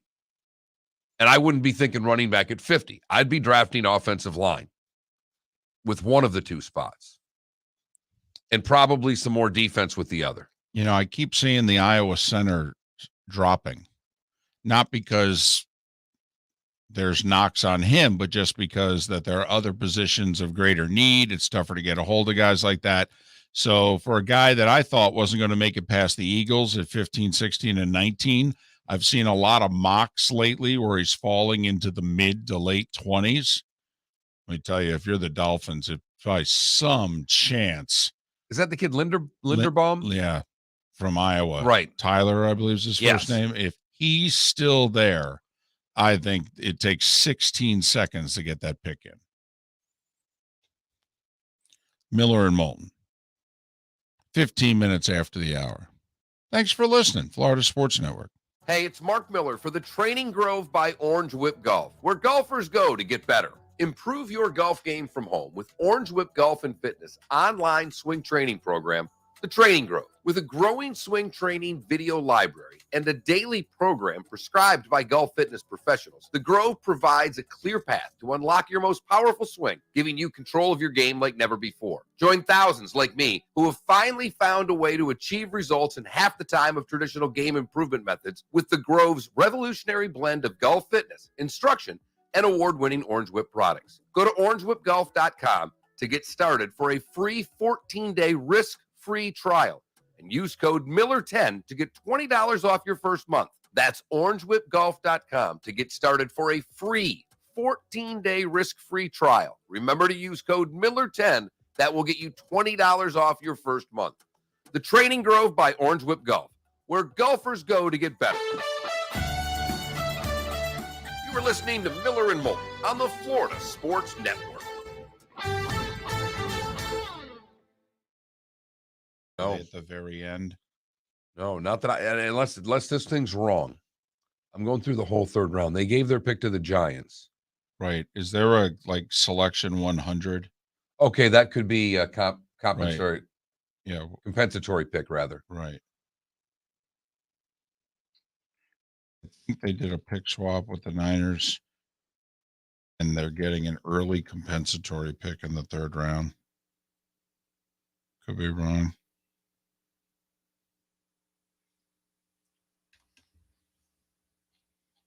Is Myles Gaskin a free agent? What? Gaskin. Is he a free agent? I don't know. Because Edmonds and Gaskin, that's a pretty damn good, it's pretty solid running back core. Who a free agent? Gaskin, the running back. No.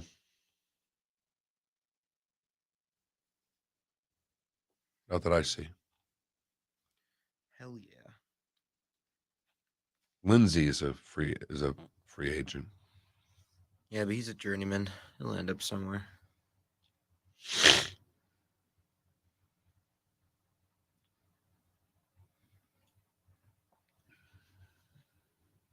This should be he was drafted in 2019, so this should be the final year of his, because most draft choices get a standard 4-year. If you're drafted in the 2nd through the 7th round, you get a 4-year contract usually. Okay, so yeah, Miami has pick 101, David, from San Francisco. You are right. In the compensatory picks.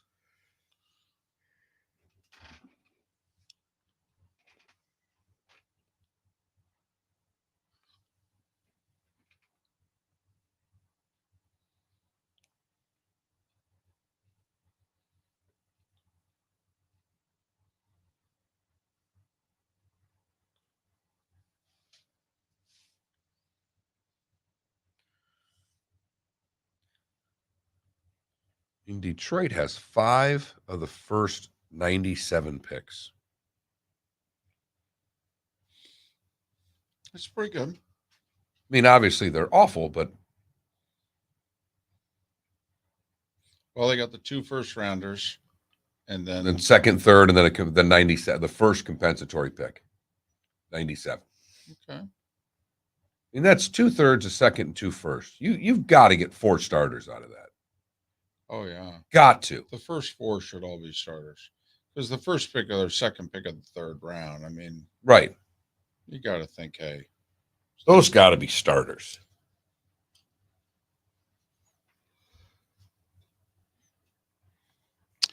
Yeah, but Watson, he's a tremendous.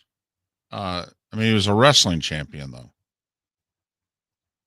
I would think if he's dropping at all, and I'm not told that he is, but if he is, it's because he's slightly undersized and he's going to have to put weight on. But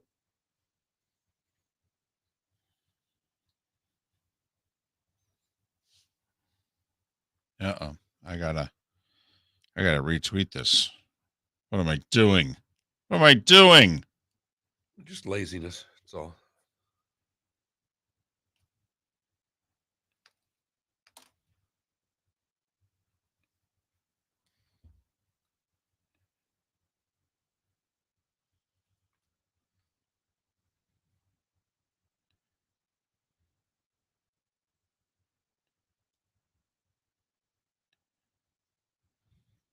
By the way, David, I have a slight omission for you for the last hour or from the last hour. Acuna, not Acuna. It's not. Is it Acuna? Yeah, but you said Acuna. I thought I said Acuna. It's not But- Acuna Matata. But it's Acuna, Yes, the right? N, Yeah, right. Acuna. Yes. I mean, he's even got the thing on his jersey. Yeah. El acento.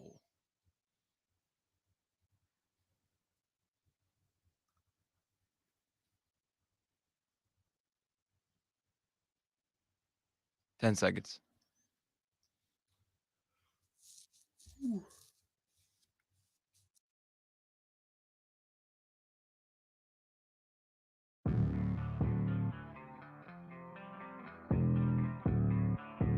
Thanks for listening. And now, more of Miller and Moulton on the Florida Sports Network.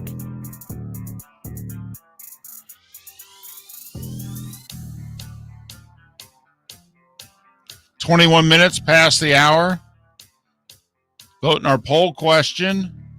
Deshaun Watson there for the taking. If you were he, where would you want to play next season?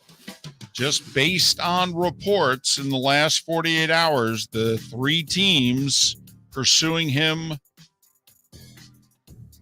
the hardest, the heaviest, are New Orleans, Carolina, and Cleveland was the team over the weekend of which much was being made of. So those are your three choices.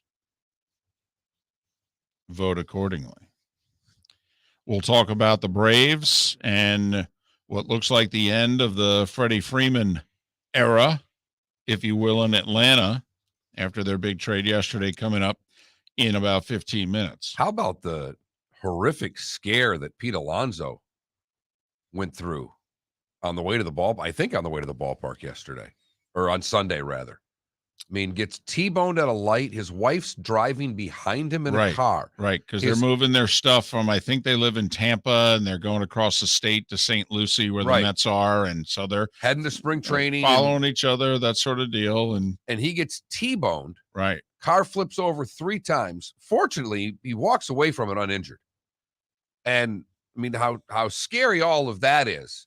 Imagine you're the wife in the car behind watching your husband get T-boned, and the car starts rolling 3 times. Right. She said she ran up to the car and she was like yelling, Pete, Pete. And all of a sudden she hears him go, "I'm okay. Stand back. I'm going to kick out the window." And so he kicks out the window and he gets out of the car, and apparently he had scratches on his left arm. Right. He says, "Yesterday I got into a really brutal car accident. Yesterday was a real close experience to death. My car flipped over probably about 3 times. Guy ran a red light, T-boned me. And I'm just thankful to be alive." I mean, holy cow. Just what a scary, scary incident. Thank goodness that he came out of that all right. I just, for the life of me, though, I can't imagine. Even still, I mean, his wife's going to have nightmares for months. Well, I mean, that has to stay with you for a long time. The whole anything could happen at any moment. Every time you leave the house and you grab the keys. I mean, that's got to stay with you for a while. Whew. Unreal. Thankfully, everyone was okay. It was mentioned in our Twitch chat room. We've yet to bring it up. This could have been our poll question. I mean, we played it safe. We went with football. We know we're going to get votes. But this could have been our poll question, considering how popular golf is in this state. And we are, Mark, after all, the Florida Sports Network. But did you see what happened to Paul Casey yesterday? I did. For those that don't know, it's the Players. He's tied for second. He's 2 back. They're playing the par 5 16th. And the leader snap hooks it into the woods. He's going to have to punch out. He'll be lucky to make par. Casey stripes it down the middle. He's in prime position. He can reach it in 2. Figure you can at least get a birdie and cut it to 1. And who knows, maybe you make 3. Maybe he makes bogey. I mean, he's in great shape. It's been wet. I mean, they had 2+ days of heavy rain. So they're not playing lift, clean, and place yesterday, but they actually did on Saturday. But it's wet. And tee shots are making ball marks in the fairway. And Casey's tee shot rolls into someone's big plug mark. Boop. Which, if it were his own ball mark, it's an embedded ball, which means free relief. Right. But it wasn't. And the rules official was right there. They had it on video on NBC, and the rules official saw it. It rolled into the embedded ball mark. So he's not entitled to any relief. There's water all along the right side of this hole. He has no idea how the ball is going to come out of this embedded ball mark. So he literally just punches it down the fairway, ends up making par. A golden opportunity was missed. You figured that probably cost him a stroke. And I have been of the belief for a long time, and I don't know where you are on this, that to me, divots are ground under repair. It's the single dumbest rule in sports to me. And you know I'm a stickler for golf rules. You are. Largely. But when you do what you're supposed to do and hit the ball down the middle of the fairway and end up in someone else's divot, right, that's crap. Yes. For lack of a more technical, elegant way of putting it, it's a bunch of crap. I appreciate your technical term. Thank you. I might even have it in the rule book that way. This is a bunch of crap. Therefore, what shall we do? Fix it. I think that a divot and an embedded ball mark there, because the other thing is, it's an embedded ball. But also there's a part of you that's like, how could whoever's, hit this tee shot however many long ago during the day, you can just step over that thing and repair it. I mean, how does a caddy, a golfer not see that and basically not cover it up? So, I mean, it's a double bad break, really. But I think the rule needs to be changed. David, the divot rule needs to be changed. I've watched a lot of golf. You've watched a lot of golf. I don't ever recall a ball ending up in someone else's pitch mark. Like, I don't ever recall this happening. I don't ever recall hearing about it. I don't know if, I know you text with Azinger. I know you guys are friendly. I don't know if he's ever seen that. I don't recall them in the broadcast saying, oh, I saw this happen to so-and-so. We've all seen the divot. And there have been numerous examples of it, even in major championship golf. All of a sudden, guy walking down the middle of the 18th, needing a par to win a major, and the ball ends up in a divot. And that's a really bad break. But I really think that this needs to be, we've had two rulings, if you will, in the players in which I think they really need to make an immediate change to the rule book. I feel divots, but I certainly feel in the embedded ball mark. You got to be kidding me. You got to get a drop from that. I think it's absurd.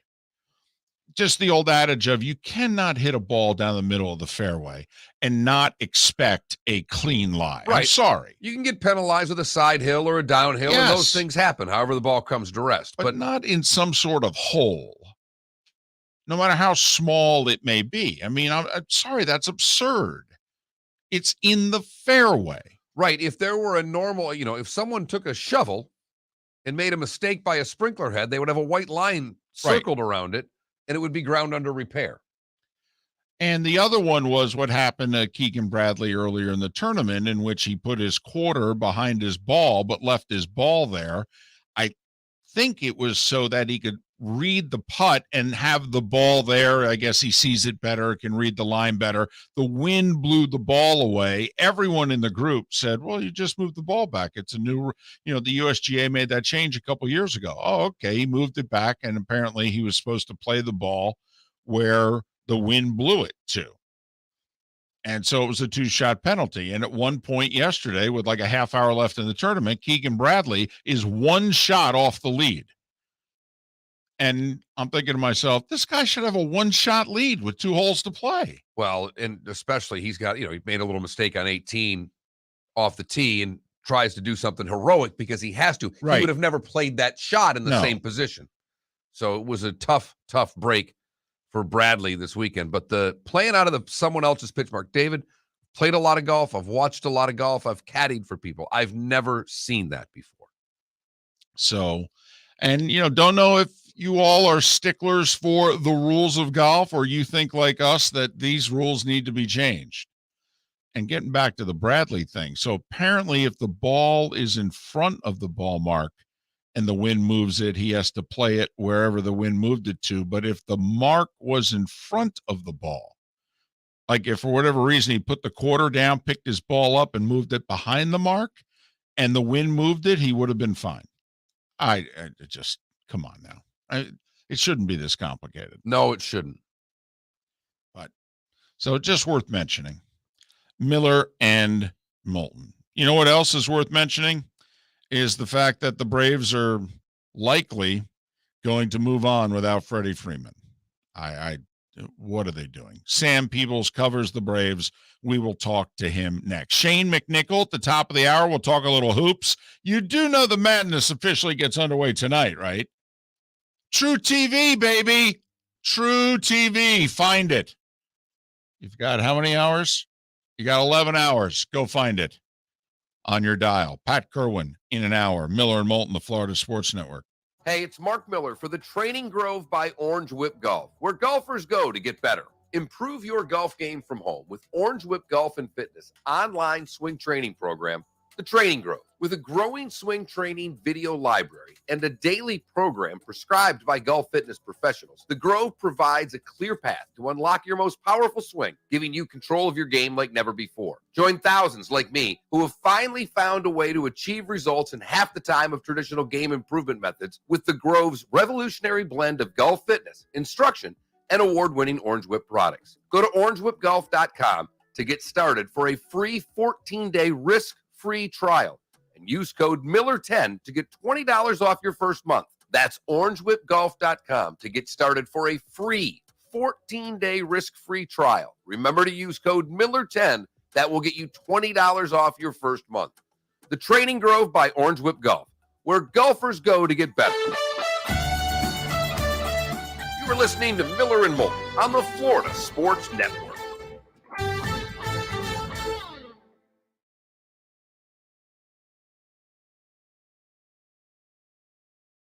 Storm coming through today? Hey, Coach Rick coming at you from the Keys. What mile mark are you at, Coach?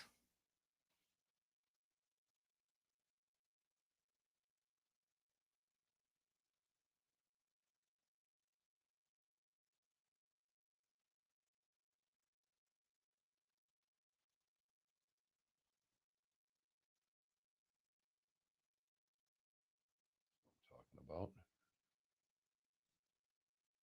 Anytime I got a mom jumping on a school bus and hitting the bus driver, I'm thinking that's a story that I want to get to.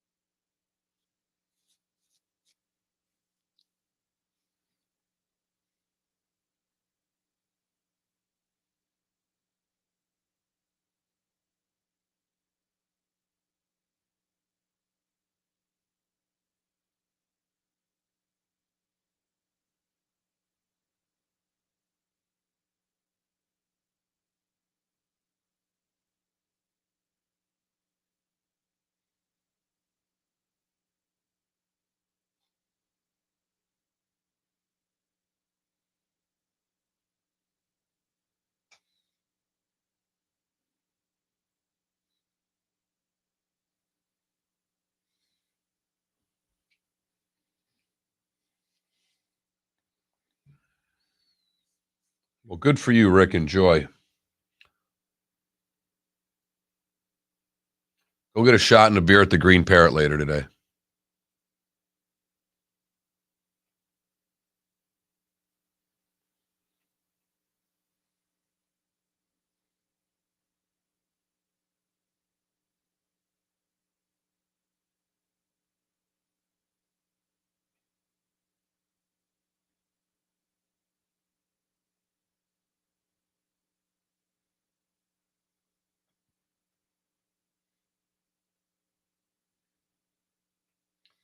Did you see the Super 70 Sports picture yesterday of all of the 70s guys singing together?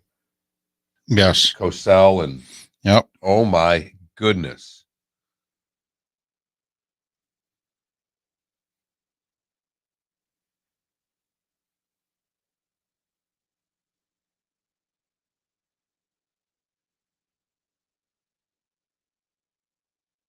Oh wow.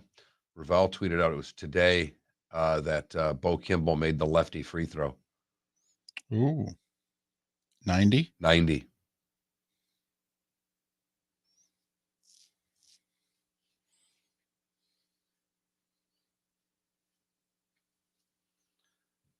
Video, I see. That first round Michigan? No, it was Or was that second round Michigan? it was second. Wait a minute. He's got him playing New Mexico State. Okay, that's possible in the first round because then they played Michigan, then they played Alabama, I believe. So New Mexico State must have been a 6 seed then, for the record, because they were an 11.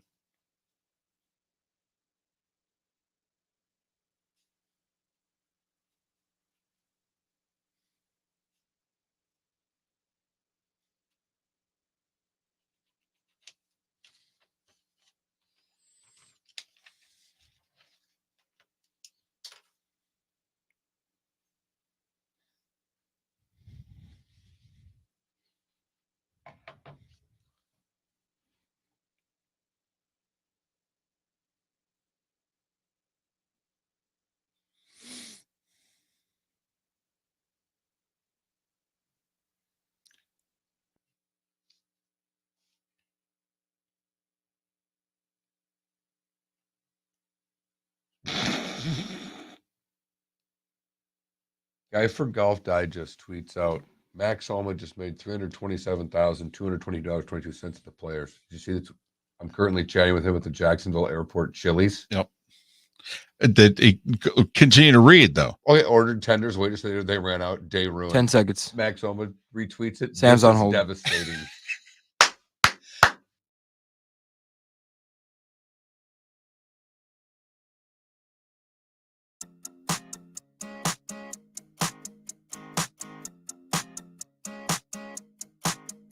You're listening to Miller and Moulton, exclusively on the Florida Sports Network.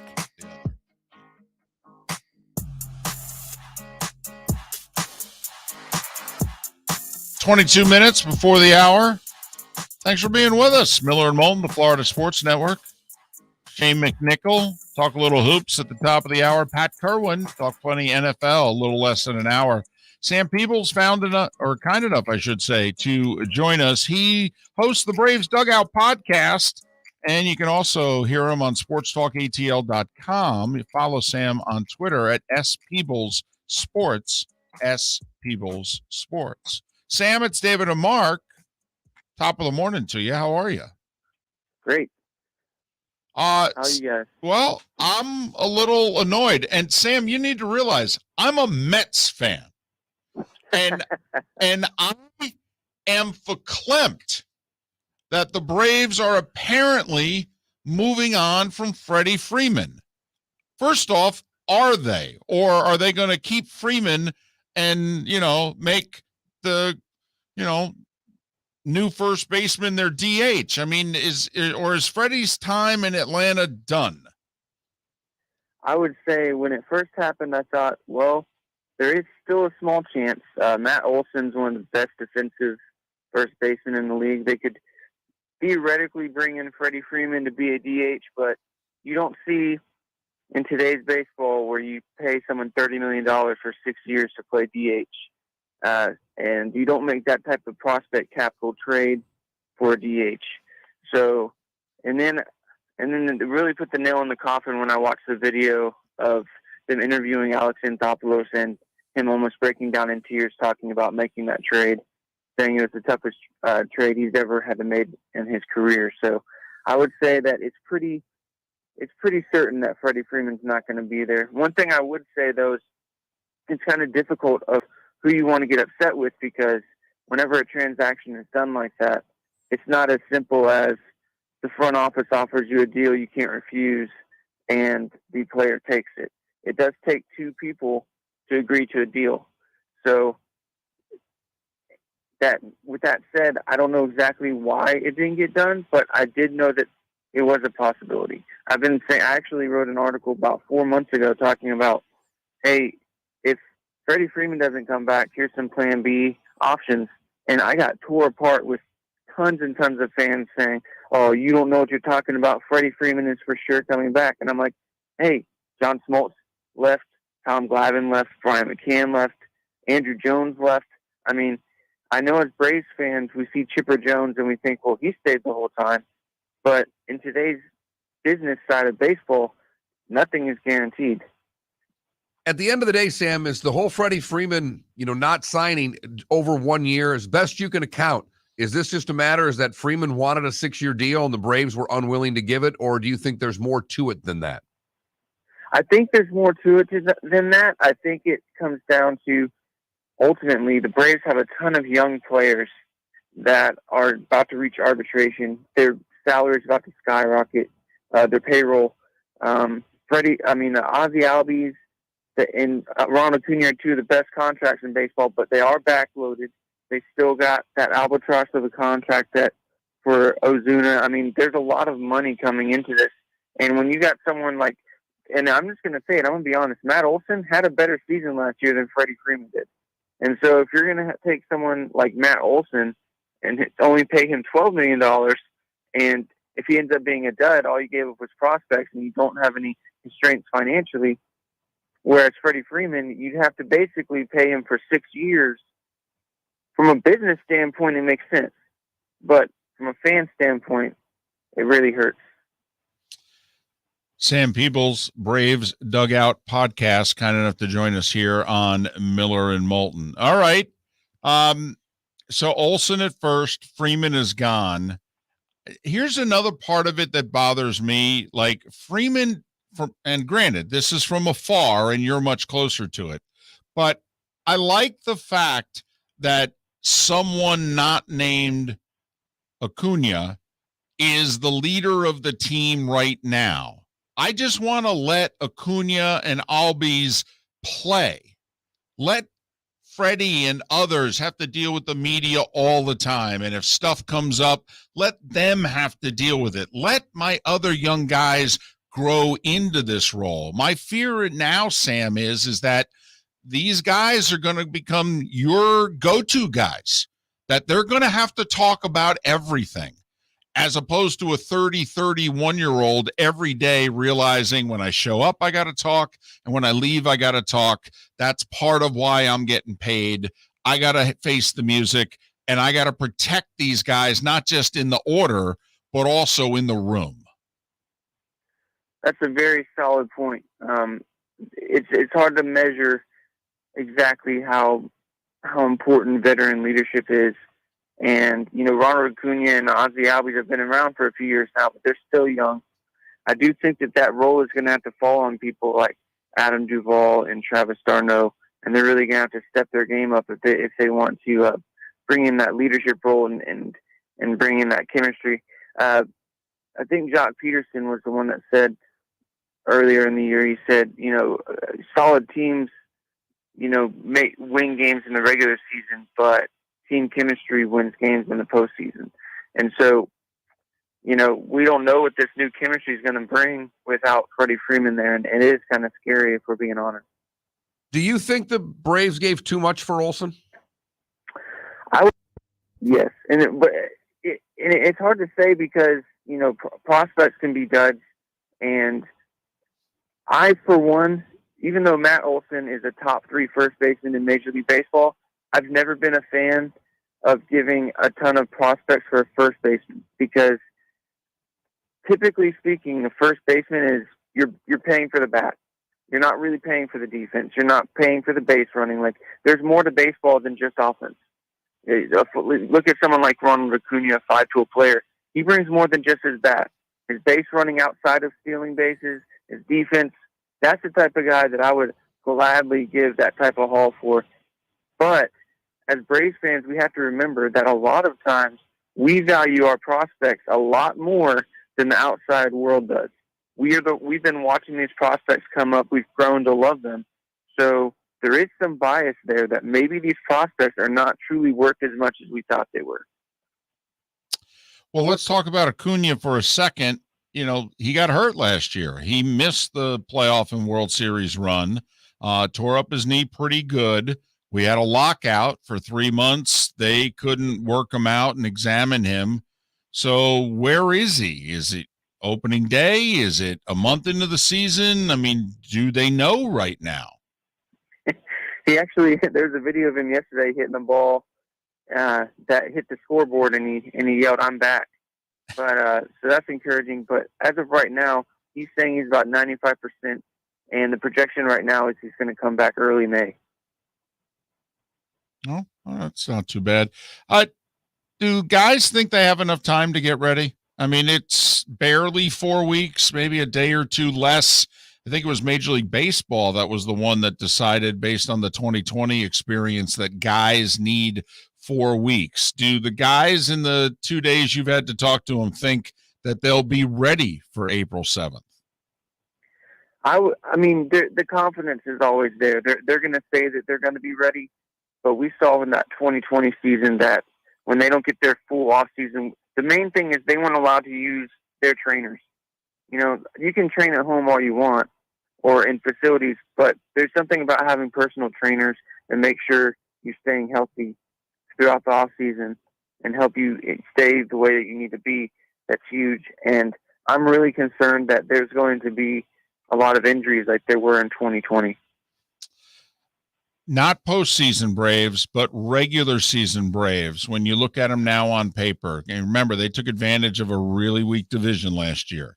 Same, better. I disagree, but go ahead. Well, really? You thought it was a good division? The Nats were Marlins were bad. The Mets ended up below. I mean, there was only one team, I think, above 500 in the division at the end of the year, unless the Phillies got to 82.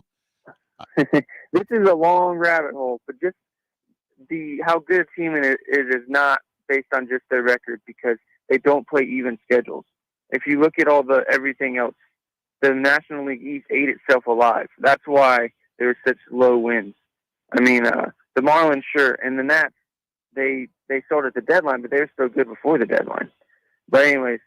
All right, fair enough. Fair enough. But when you look at the Braves right now, right, same, better, or worse than they were in the regular season a year ago? Man, that's difficult. I'd say as of right now, they're slightly not there, just simply because they're missing a lot. They are missing an outfielder. Like, you're not going to go into the year with Drew Waters as your center fielder expecting to win a World Series. They also don't really, until Mike Soroka comes back, they don't really have a full rotation of guys in the rotation either. So if they want to take that next level and be even better, they need to get one more impact bat for the outfield, or maybe even someone that's just proven enough that can, I mean, even if it's a number 7 hitter, they just got a massive hole in the outfield right now. Adam Duvall, I'm not comfortable really being a full-time starter. He's more of a platoon player. Platoon does not equal bench. It's just he hits lefties way better than he does righties, so you need someone to complement that. And they need to add some depth in the rotation if they really want to take the next step. Sam, thanks for making time for us. Really appreciate it. Enjoy Northport or Venice or whatever it is they claim it is. It changes by the day, and hopefully we can talk again. Absolutely. Thanks so much. Sam Peebles, Braves Dugout Podcast. He's the host of. He's also on sportstalkatl.com. S. Peebles Sports is where you can find him. National League East was bad last year. I'm sorry. That one we would argue all day. Charlotte County, be happy. There's your in-depth Brave coverage. There you go. That no one else gives you but the Florida Sports Network. Because the Braves are arguably Florida's favorite team. The Braves are arguably Florida's favorite baseball team. Going back to the old TBS days? Put it this way, they're not as far behind the Marlins and Rays as you might think. Well, I think they might be ahead of the Marlins. I think if we did the poll, I think the Rays might win, but I'll bet you the Braves statewide. If we statewide. Right. If we could have a statewide poll, they'd finish no worse than second. Because you think ahead of the Yankees, though? No, I just out of the 3. Oh, okay. So if we just Yankees would probably win. Boston second. No. I don't necessarily think so. So you think if we opened it up all 30 teams, you think Yankees would win, Red Sox would be second, Braves would be third? Yeah. Then Rays? I don't know where you got Twins, Brewers, Well, you Guardians. You got 15. Almost said it. You got 15 teams that do spring training here. I mean, there Well, are a lot of fan bases. And there's just a lot of fan bases down here. Right. A new one's moving down every day. Oh, exactly. And none of them are from Florida. I mean, that's true. They're bringing their fandom with them. And it is the one sport I don't see as many people change. I've seen people move and change football teams or adopt a new football team. Your baseball team's generally your baseball team. I have to admit that whole thing is very foreign to me. The whole you actually change your fan allegiance. I can't wrap my brain around that at all. I really can't. I'm with you. And it's when they catch it, because I moved to Atlanta when the Braves just got hot. Right. Moved there in 92 and never became a Braves fan. Despite living there I only lived there for about a year and a half, 2 years. But still, I mean, you're from Michigan. You grew up rooting for the Tigers. I mean, Nashville, Atlanta, Florida is not going to change your Tiger fandom. Well, but the Braves were a National League team. It would have been very easy. It was just more they got good, and all of a sudden people who know nothing about baseball become gigantic Braves fan, and the bandwagon part annoyed me. I mean, you can see that in me. Yes. But I think you're allowed to develop a soft spot. Like you grew up a Tigers fan. That's in the American League. I think you're allowed to then all of a sudden go, listen, I'm a Tigers fan, but in the National League, I prefer so-and-so, the Pirates or the Braves or whoever. It's just like I grew up a Giants fan, but my soft spot was the Dolphins because when I was 7, 8 years old, they were winning the Super Bowl. And like most kids, I wanted to root for a winner. And that's growing up in Michigan. It was really because at that time it was Pittsburgh or Dallas. My best friend, Terry Carpenter, loved Roger Staubach. Well, that was pretty easy. I picked Bradshaw. I also loved the old Dolphins uniforms and helmet. I thought the Dolphin was cool. I liked the helmet. You mean when they actually wore the right colors? Right. Flipper in the whole end zone pool, above ground pool. Which gets us to something we have not yet talked about since Brady's unretirement. After Brady retired, what did the Tampa Bay Bucks say they were going to do this year? Oh, my goodness, that's right. Wear the creamsicles. That means Brady's wearing a creamsicle this year. That might get pushed back a year. No, I think it did get pushed back a year to 2023. We need him in that helmet. Yeah, we do. I need to see that. We do. I was watching some Dan Marino tape the other day. He was so good. Yeah, and the uniforms were great. They were so great. But you will never. I don't think he can do it. I think he would retire again before he wore the creamsicle. I'll not wear jerseys anywhere, but there's a chance you could get me in a Brady creamsicle. No! I said a chance. That'd be great. That'd be fantastic. I'd fill up my phone taking pictures of you. Miller and Moulton. Thanks for being with us, Florida Sports Network. Napa Auto Parts, and Napa Filters. Insist on Napa Filters for your vehicles, or if you're a do-it-yourselfer, only buy Napa Filters. Napa has a filter for almost anything on earth that moves, whether it's motorcycles, foreign and domestic cars, vans, SUVs, earth-moving equipment. You get the idea. Napa Auto Parts, Napa Filters. Insist on them for your vehicles, or if you're do-it-yourselfer, only buy Napa Filters. Hey, it's Mark Miller for the Training Grove by Orange Whip Golf, where golfers go to get better. Improve your golf game from home with Orange Whip Golf and Fitness online swing training program, The Training Grove. With a growing swing training video library and a daily program prescribed by golf fitness professionals, The Grove provides a clear path to unlock your most powerful swing, giving you control of your game like never before. Join thousands like me who have finally found a way to achieve results in half the time of traditional game improvement methods with The Grove's revolutionary blend of golf fitness, instruction, and award-winning Orange Whip products. Go to orangewhipgolf.com to get started for a free 14-day risk-free trial. And use code Miller10 to get $20 off your first month. That's orangewhipgolf.com to get started for a free 14-day risk-free trial. Remember to use code Miller10. That will get you $20 off your first month. The Training Grove by Orange Whip Golf, where golfers go to get better. Bring your big mouth to John Smith Subs and indulge in their overstuffed subs with the freshest quality ingredients. Enjoy our famous steak bomb with perfectly grilled marinated sirloin steak topped with provolone cheese, grilled onions, peppers, mushrooms, crispy bacon, juicy tomatoes, and creamy mayo. Boom! Made-to-order crispy fries can be paired with the Gator, the Cuban, the Chicken Bomb, or the Italian. Love local. Eat delicious with John Smith Subs. Find a John Smith Subs location near you today. You are listening to Miller and Moulton on the Florida Sports Network.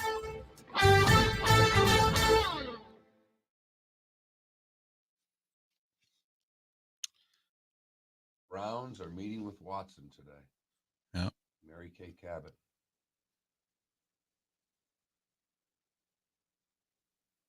There was a lot of Cleveland Browns media over the weekend that were tweeting and saying things like, listen, I'm not just throwing this out here to get you guys excited or to get a retweet or what have you, or a click. In fact, one beat writer went so far as to say, listen, I've got Brown sources and I have really good Brown sources. And my really good Brown sources are telling me they're all in on Deshaun Watson. I was like, oh, wow. They did release Jarvis Landry, which I don't understand.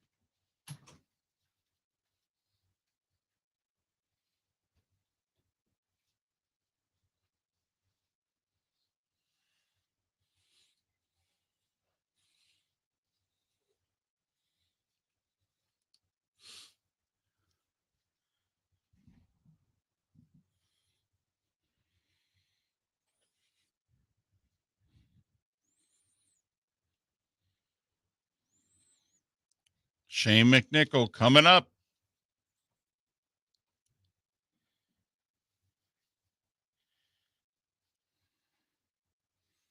I laugh. Your text wakes me up every morning.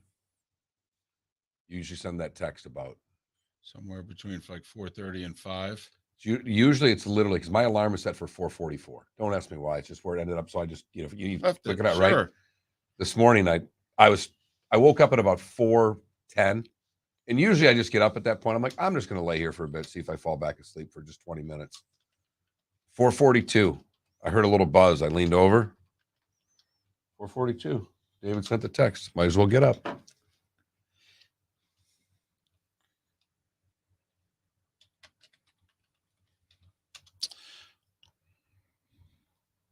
Canada relief. There's the Trubisky deal. It's 2 years, minimum 7 a year, maximum with incentives 27 million total. So if he ends up being a solid starting quarterback, you're getting them at around 13 a year.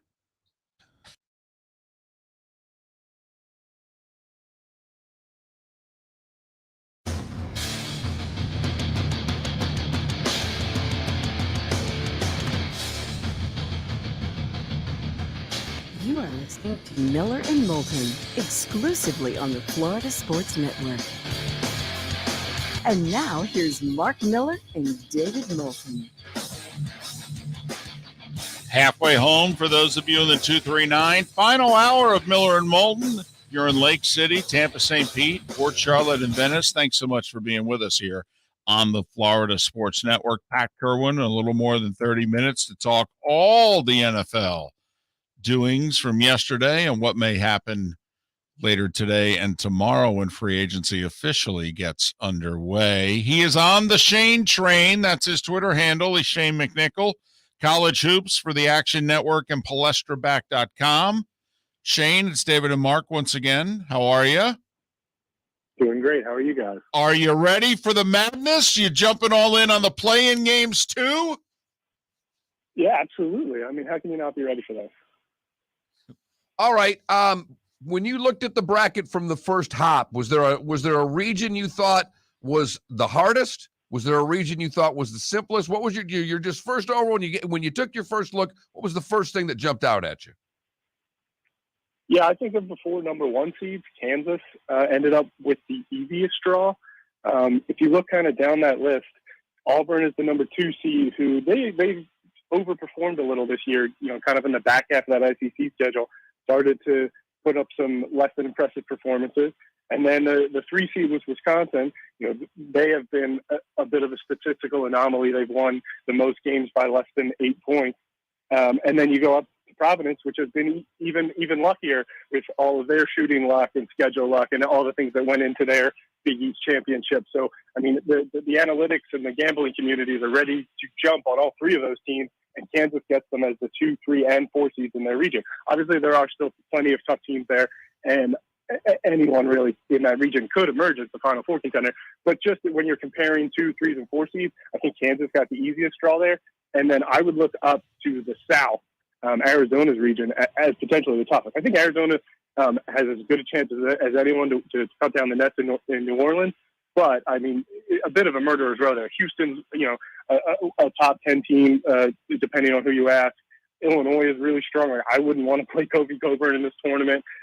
You go down the list. Villanova, always strong. Tennessee, a lot of people thought of it could have been a 2 seed. There were people even arguing for them to get that 4th number 1. I think Colorado State is a really strong team. So a lot of talent and a lot of really good coaches and really good programs in that South region.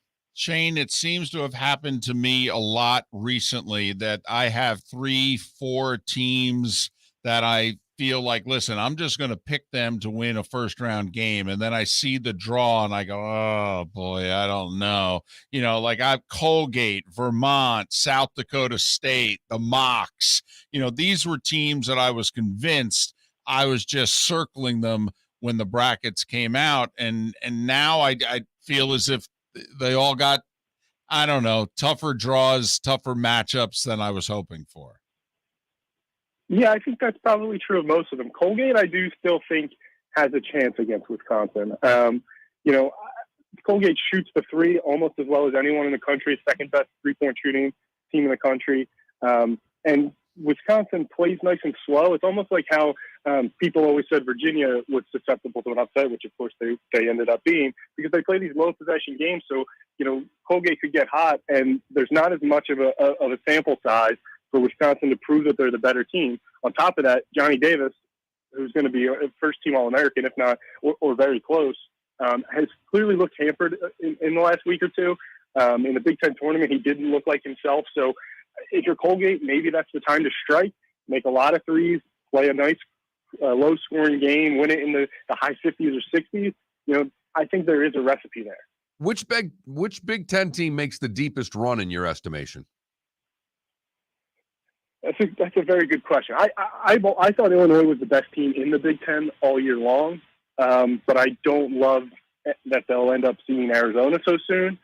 Obviously, of course, if they make it that far. I think Purdue's really good as well. I think what Jaden Ivey brings is something that's unique in almost this entire tournament. There's very few players that can do what he does. The problem with Purdue is their defense is a little porous. They're not great against the pick and roll. And at the end of the day, in the NCAA tournament, not great that you can't play your three best players at the same time. They had Trevion Williams, 6'10", Zach Edey, 7'4". Matt Painter's only played those two together for less than 30 minutes all year together. And when they did it, they were losing by double digits, and it only got worse. So I just don't feel great about picking a team knowing they're going to be losing, and you're going to be rooting for them to come back, and one of their three best players is sitting on the bench watching the game, just like you are. I just don't feel great about that. I understand that they have a lot of other talent. The rest of their roster is pretty strong, but that just doesn't sit right with me. He's Shane McNichol. We're talking college hoops with him. He does work for the Action Network and PalestraBack.com, PalestraBack.com. Follow him on Twitter at @OnTheShaneTrain. Shane, I'm one of those who usually doesn't like to ride teams that just ran through their conference tournament. I actually like teams that get beat in the semifinals, get the extra day of rest, all right, have a little bit more even motivation, if you know what I mean, like, hey, next loss, that's it. Iowa ran the table. We know about Arizona running the table. Tennessee got it done. Are you riding Iowa and Tennessee forward, or do you think that conference tournament very different than NCAA tournament? Yeah, I certainly think there's a lot of different cases there. I think Iowa, I'm not fully on board with. I think they just played a great tournament, and to me, it felt like that was their championship. They certainly acted like it, celebrated like it. But at the same time, if they had lost that semifinal game where Jordan Bohannon banks in a three to beat Indiana, how would we be feeling about them? Would they still be this hot, trendy Final Four pick? I don't know that they would be if they lost to Indiana that day. So I'm trying to cool people off a little bit on that. Richmond's a really good team that they have in the first round. And then you look beyond that.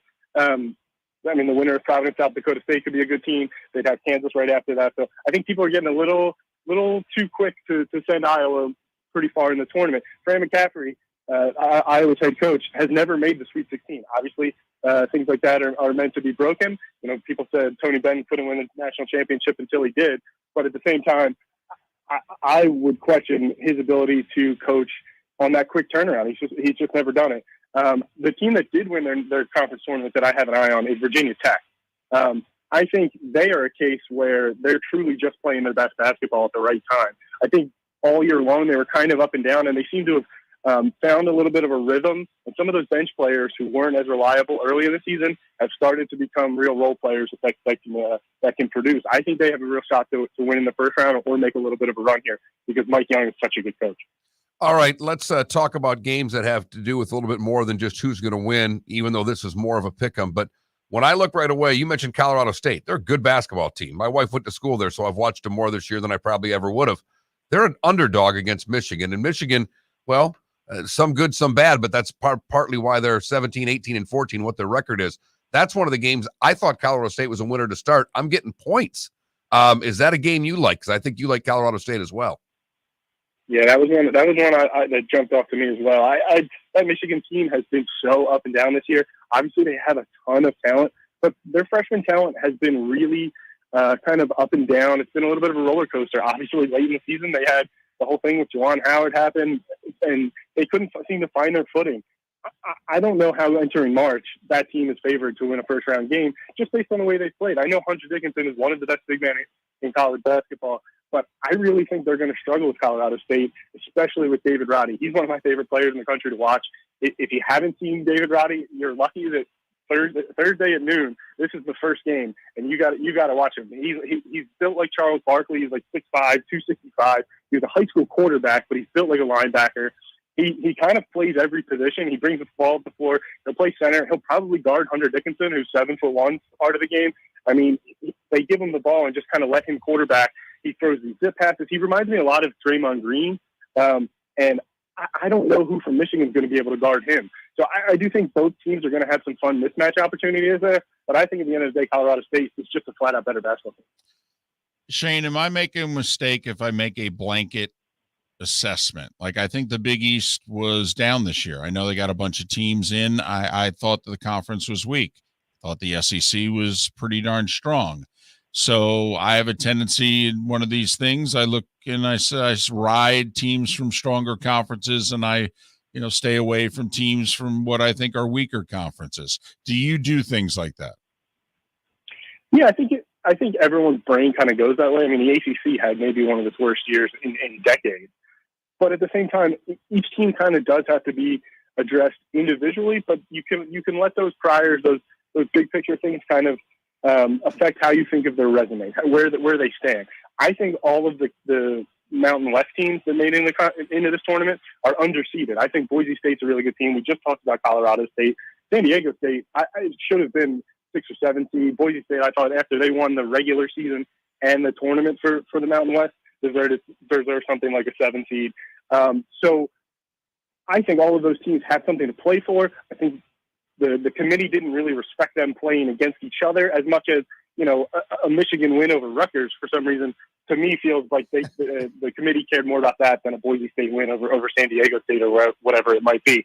So I do think sometimes the top mid-major conferences, I let those kind of big picture thoughts in. But as far as the power conferences, now that they have so many teams, look at the ACC, it's hard to judge an entire 15-team conference based on how they're going to do in a single elimination tournament. At the same time, though, when you're looking at Duke, and they started to falter down the stretch against these ACC teams that either barely made it in or did not make it into this tournament, you really start to question whether Duke is going to have been tested enough in the last couple of weeks. You got any hunches about tonight? Indiana's laying 4 against Wyoming in the play-in game. Leaning one way or another? Yeah, I mean, as I've been kind of talking up all these Mountain West teams, I do think Wyoming is going to give Indiana a really great game. I think getting points there is probably a nice place to be. Indiana's really good, but I just don't know that they have players beyond Trace Jackson Davis that are going to scare Wyoming and make this game not a back and forth. Mike Woodson, this is his first NCAA tournament game. It's the first 4. He just found out his opponent on Sunday. I would lean towards Wyoming. I think they've been an under-the-radar team that could make a run here if they beat Indiana tonight. I have to admit, I felt a lot better about Wyoming about 2 weeks ago. I wasn't crazy about how they finished, but I'm going to have to get that out of my head. But I'm with you, Shane. Mm-hmm. Shane, yeah. Thanks so much for your time and your analysis. Really appreciate it. We'll look forward to your work on the Action Network in coming days. Appreciate it. Thanks, guys. Shane McNichol, Action Network, PalestraBack.com. On the Shane Train. That's how you follow him on Twitter. On the Shane Train. You just love that Twitter handle. Well, it's creative. It's not that Mark Miller and the David Moulton. It's because Mark Miller was already taken. I know. So, you got really creative. You put that in front of it. David Moulton was taken. So, I was really creative. I put the in front of it. I mean, we really went all out, just kind of like how we named the show, Miller and Moulton. I mean, we can change the name if you want. It seems to have worked for the past decade. It works. It does. I'm just saying that, some people are more creative than others. That's all. I appreciate creativity. I don't have much of it. That's why I admire it in others. Miller and Moulton, lacking creativity, right here on the Florida Sports Network. Hey, it's Mark Miller for the Training Grove by Orange Whip Golf, where golfers go to get better. Improve your golf game from home with Orange Whip Golf and Fitness online swing training program, The Training Grove. With a growing swing training video library and a daily program prescribed by golf fitness professionals, The Grove provides a clear path to unlock your most powerful swing, giving you control of your game like never before. Join thousands like me who have finally found a way to achieve results in half the time of traditional game improvement methods with The Grove's revolutionary blend of golf fitness, instruction, and award-winning Orange Whip products. Go to orangewhipgolf.com to get started for a free 14-day risk-free trial and use code Miller10 to get $20 off your first month. That's orangewhipgolf.com to get started for a free 14-day risk-free trial. Remember to use code Miller10. That will get you $20 off your first month. The Training Grove by Orange Whip Golf, where golfers go to get better. You are listening to Miller and Moulton on the Florida Sports Network. I don't know if you have this one too. Ravel just tweeted this out. This was UMBC over Virginia 4 years ago today. Did Mark say, yeah, chalk to the Lions? What? Nothing. Come.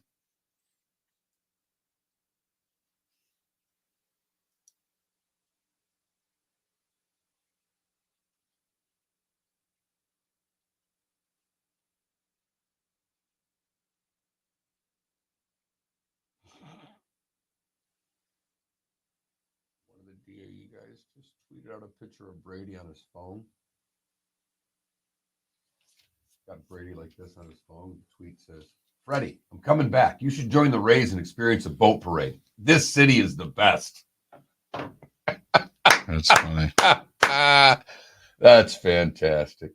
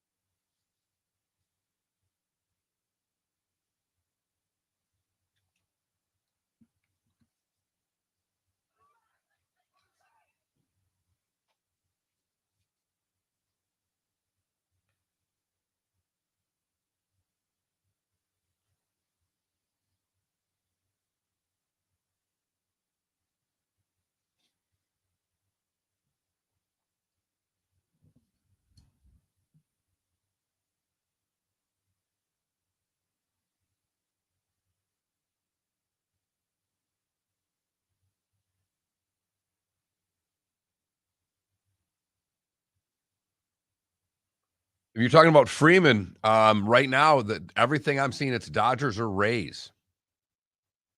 I don't even see Cubs on them. I mean, what I'm seeing is it's down to Dodgers or Rays, but that's a Rays guy saying it.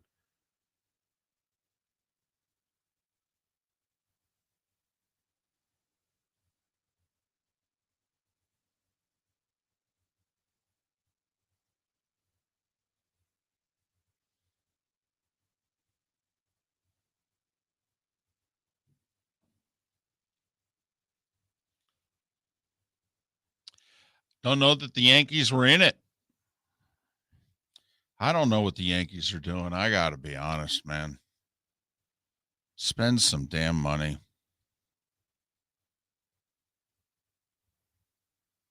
Need a lefty stick desperately.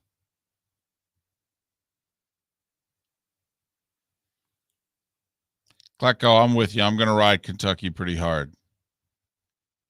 2 point guards on when they want experience.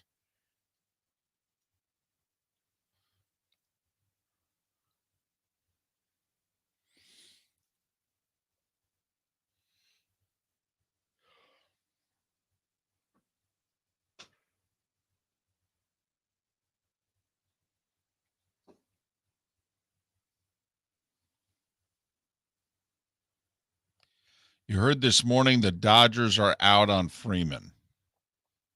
Heard it from who or whom?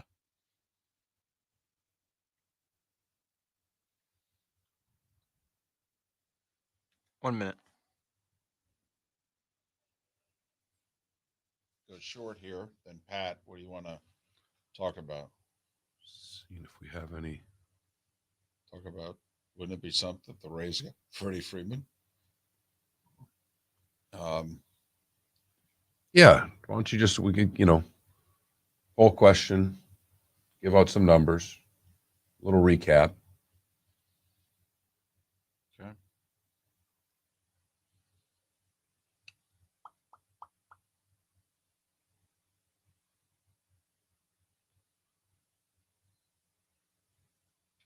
$15 seconds.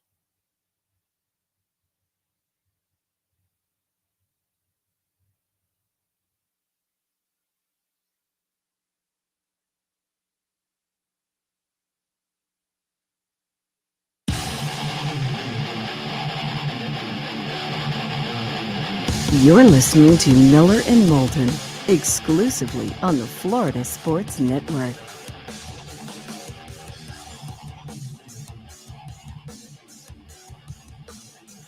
As we approach 21 minutes after the hour, Miller and Moulton, the Florida Sports Network, Pat Kirwan in no more than 15 minutes time to talk all things NFL. And I know officially the new year doesn't get started till tomorrow afternoon, but it basically got started yesterday. Legal tampering allowed, and hell, deals were being done, being announced. A hell of an oxymoron. Legal tampering. It does seem as if one doesn't go with the other. Cleveland meeting with Deshaun Watson today. New Orleans and Carolina did yesterday. And so that's why those are the three teams we put in our poll question. I will say it is a pet peeve of ours. Really grinds our gears when we put up a poll question and we give you choices and you guys answer and you put different choices. There's a reason why we have the choices in the poll question that we do. Because right now, these are the teams that, well, he's talking to. Right. Because remember, he has a no trade clause. So he gets to choose where it is he's going. The only thing Houston could do is get the best deal possible from every team. And then they say, okay, now you're allowed to meet with Deshaun. Right now, Cleveland barely edging out New Orleans by a single percentage point.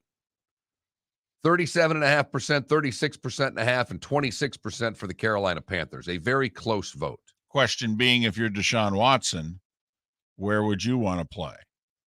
And we worded it that way because, again, he has the no trade clause. Right. Now, Philadelphia reportedly for a long time has wanted in on Deshaun Watson. Reportedly, Deshaun not interested in Philadelphia. Those that said, hey, how about Seattle? We're with you. Reportedly, Deshaun, not a ton of interest. But then again, there were whispers for a long time that Deshaun was not interested in Carolina. Here he is entertaining Carolina. So things can change. I mean, Tom Brady can unretire. I mean, things happen. Right.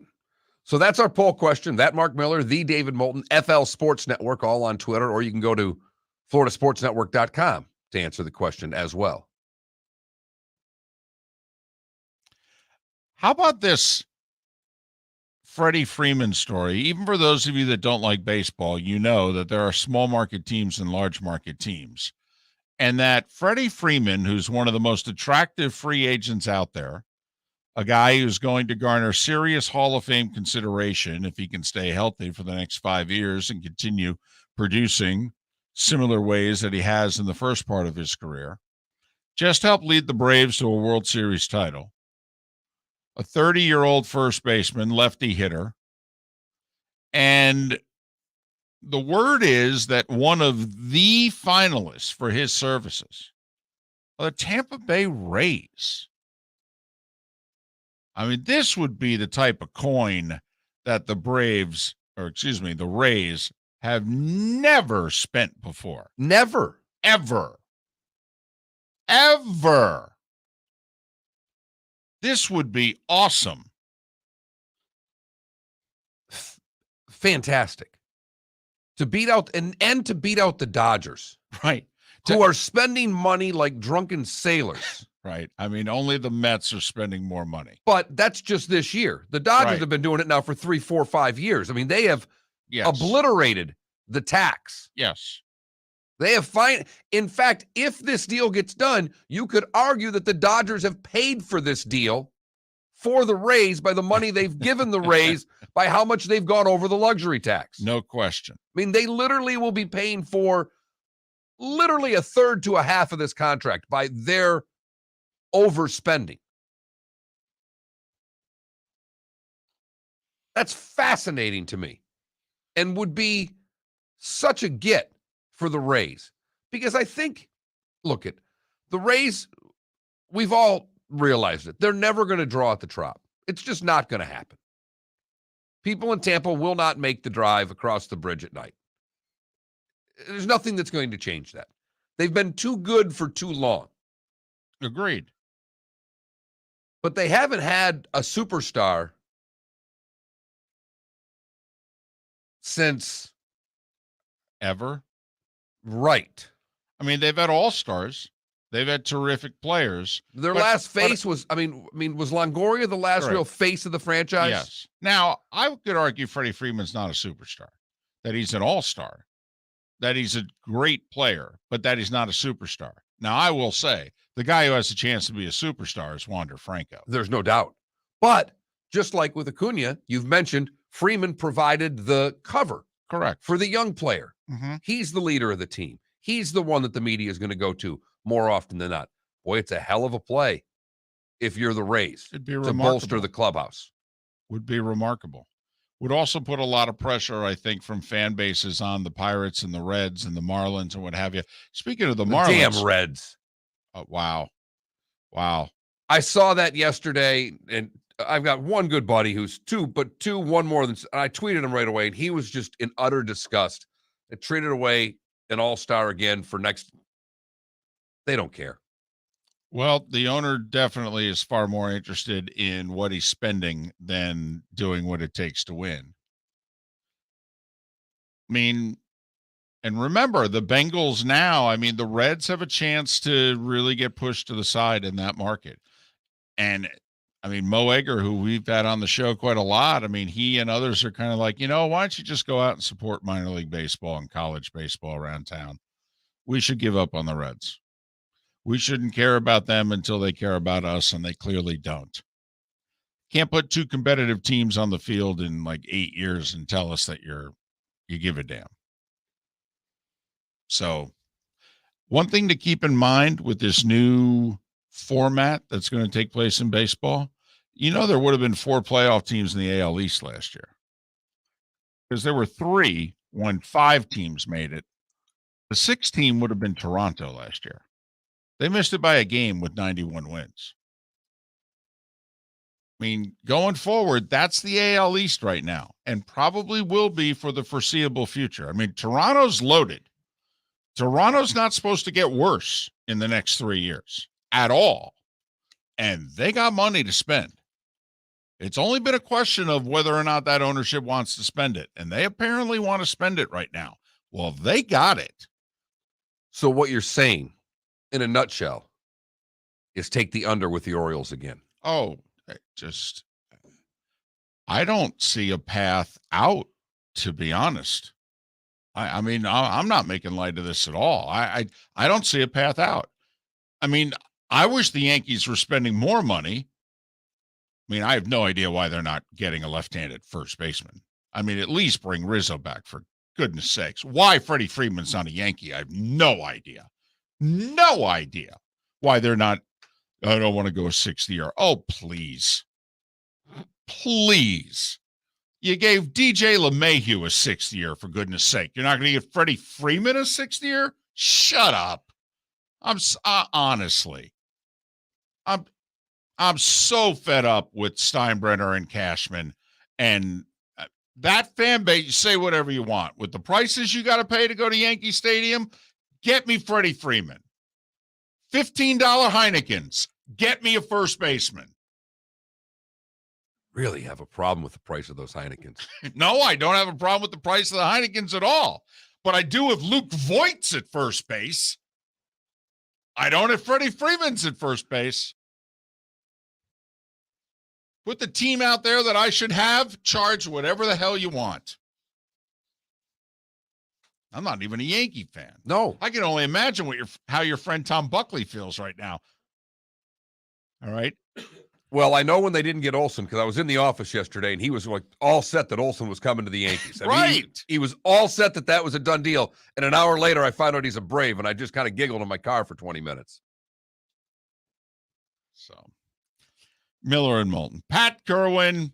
The NFL was kind of busy yesterday. They're going to be kind of busy today. They're going to be kind of busy for the next 3 weeks. And then we'll get ready for the draft. Pat's next. Miller, Moulton, Florida Sports Network. Hey, it's Mark Miller for the Training Grove by Orange Whip Golf, where golfers go to get better. Improve your golf game from home with Orange Whip Golf and Fitness online swing training program, The Training Grove. With a growing swing training video library and a daily program prescribed by golf fitness professionals, The Grove provides a clear path to unlock your most powerful swing, giving you control of your game like never before. Join thousands like me who have finally found a way to achieve results in half the time of traditional game improvement methods with The Grove's revolutionary blend of golf fitness, instruction, and award-winning Orange Whip products. Go to orangewhipgolf.com to get started for a free 14-day risk-free trial and use code Miller10 to get $20 off your first month. That's orangewhipgolf.com to get started for a free 14-day risk-free trial. Remember to use code Miller10. That will get you $20 off your first month. The Training Grove by Orange Whip Golf, where golfers go to get better. You are listening to Miller and Moulton on the Florida Sports Network.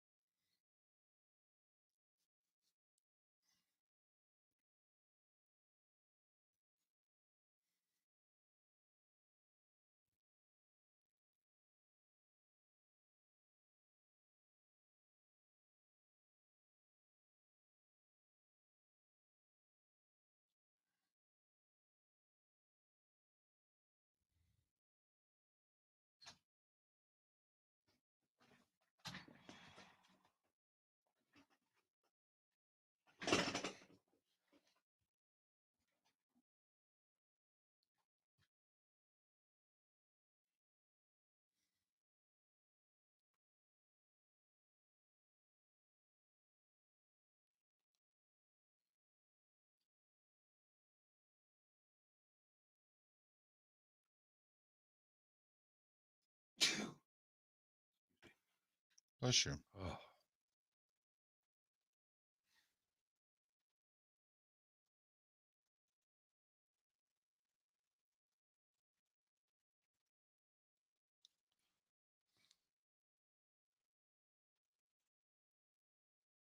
What is the Premier Hockey Federation?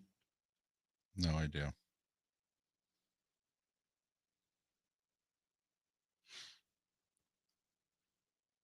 Is this women? Yep. There we go.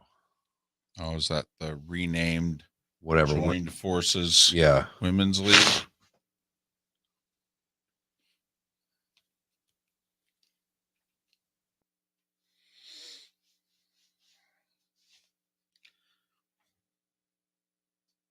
I'm telling you, Felipe, the USC Miami winners got they have a real shot to go to the Elite Eight, I think. You really think so? Because after Auburn, they maybe will get Wisconsin. The problem with UM is that they have no depth. I understand. We'll say this: you don't need depth in the NCAA tournament. That is true. Ton of TV timeouts, ton of timeouts. You can play a short rotation. So they cleared 18 million. The Packers did with the Rodgers new deal. Okay. Plus they Done. cut Za'Darius there. Yeah, I'm just seeing someone here. The contract's in, so they finally have the. You mean the 4 for 200 contract? Yeah. I want to know how that lowers the cap. I want to know how a $50 million AAV lowers a $48 million cap hit.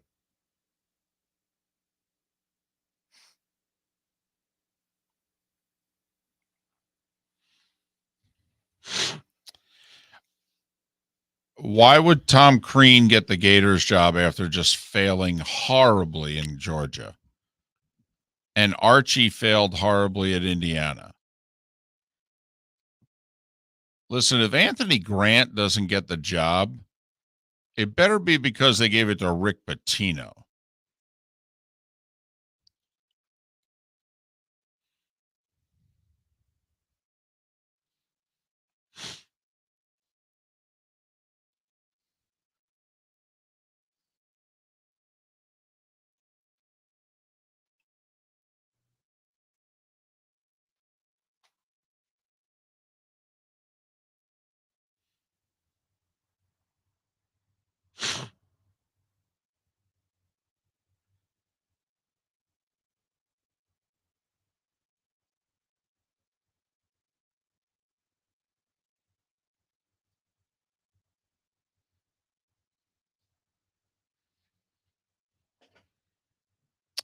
Well, I don't think Will's done, but I think Will's going to be done for a while. But Will can coach, and he can coach without cheating. I mean, put him somewhere where he doesn't have to cheat. That's on Holder coming back right now.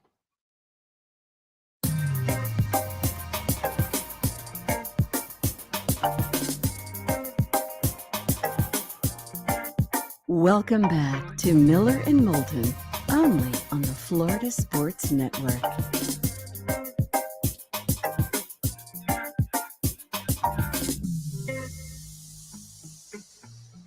"23 minutes before the hour. Pat Kirwan, kind enough to join us once again.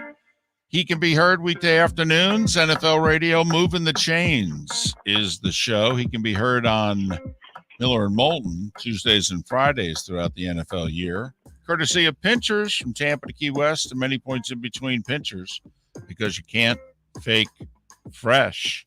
Boy, Pat, so much for teams being cap strapped. There was a lot of money spent yesterday.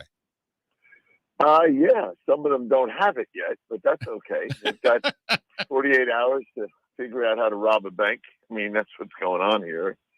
But if you don't get in early on certain guys, then you're not going to get it all. But this is your season, David. This is what you dream about when it comes to football. You'd like it to be like this every week of the year. Oh, there's no doubt. He's been so excited all morning, Pat. You have no idea. Hey, I want to ask a question about the cap. Just if you can, a little bit inside football here, but over the course of the next 2 days, all of these teams working on this, how does it go? Are they constantly on the phone with agents? Just give us a little idea of what the next 48 hours are like for these 15 teams that are still over the cap right now that are trying to do deals and get all of this work done. Just how much work, how is it done? Give us anything you can, some insight. People have been asking me about, hey, how does the cap really work? Well, this is when it's really working right now. Yeah, well, everyone knows what their cap situation is a long time ago, months ago. And they started approaching agents a month, maybe even longer. Hey, we're going to have to do something with your guy's contract. It's that simple. And we're going to try it. And look, I go over this a lot with our listeners. There's reductions, which means, and a lot of times the media just puts everything in one category, restructures, but that's not really the case.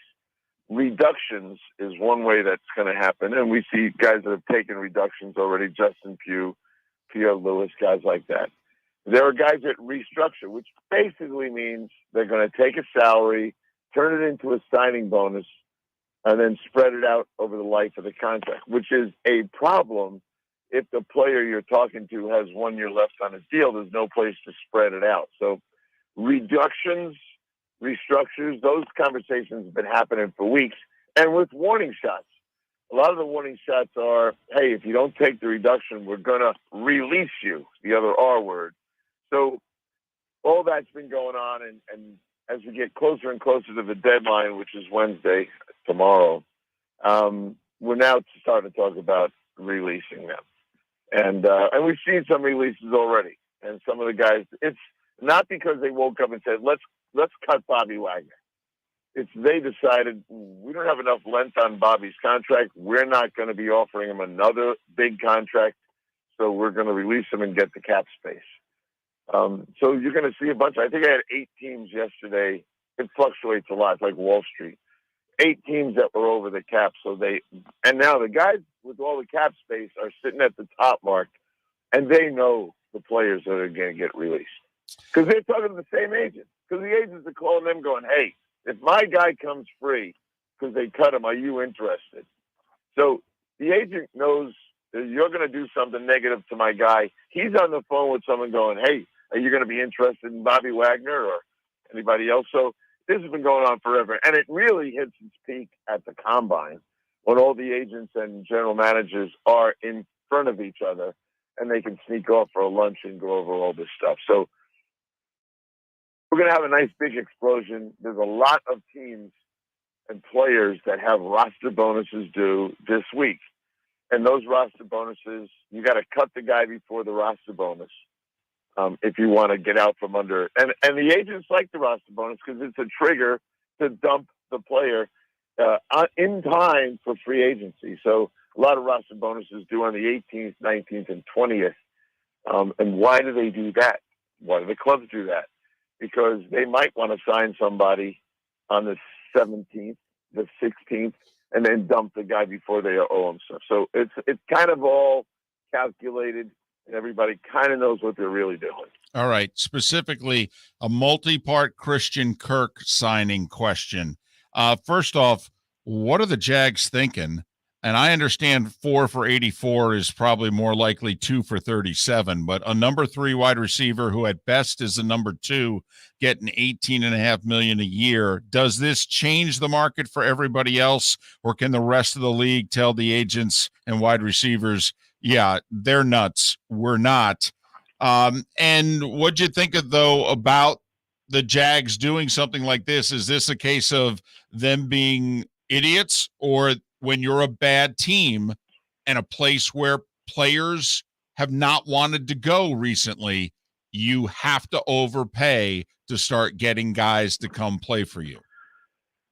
Well, I just think it's a bad deal. And most people I know felt DJ Shark was better than Christian Kirk, for what that's worth. Now, Shark is going to sign with Detroit, and he's going to only have $10 million guaranteed in his deal. So right off the bat, the first question is, it's not going to set the market. Every agent and his brother is going to try to say, well, my guy's better than when Kirk, and the answer is going to be, yeah, I agree with you, but that doesn't mean we're paying anymore. Now, if you get someone that panics, maybe. But the first point about you have to overpay if you're the Jags, well, they got Brandon Sheriff. They got Fukasa, that kid from Atlanta, had 150 tackles or something. So they've done some pretty good deals. When it comes to Kirk, somebody on that staff knows the kid, wanted the kid, needed a vertical speed guy in their minds, was a fit for what they want to do. I think that played into it, but I think it's an outlier deal, and it's really what you said it is. It's 36 for 2 years, and then they'll decide. I think they got a little meaningless roster bonus in there, about $1 million or so, and that doesn't stop it. A lot of teams have paid a guy $1 million roster bonus and then cut him. It's when the roster bonus is $15 million. That's when they release them. So I'm with you. It's probably a 2-year deal. I don't know what 84 is. Are they counting every time they give them free lunch?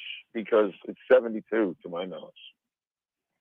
All right. Our poll question today, I want to ask you the way we read it and then what you think ends up happening. For Deshaun Watson, if you were Deshaun Watson out of Seattle, I'm not out of Seattle, out of Cleveland, Carolina, New Orleans, where would you want to go? And then, Pat, where do you think he's going to end up?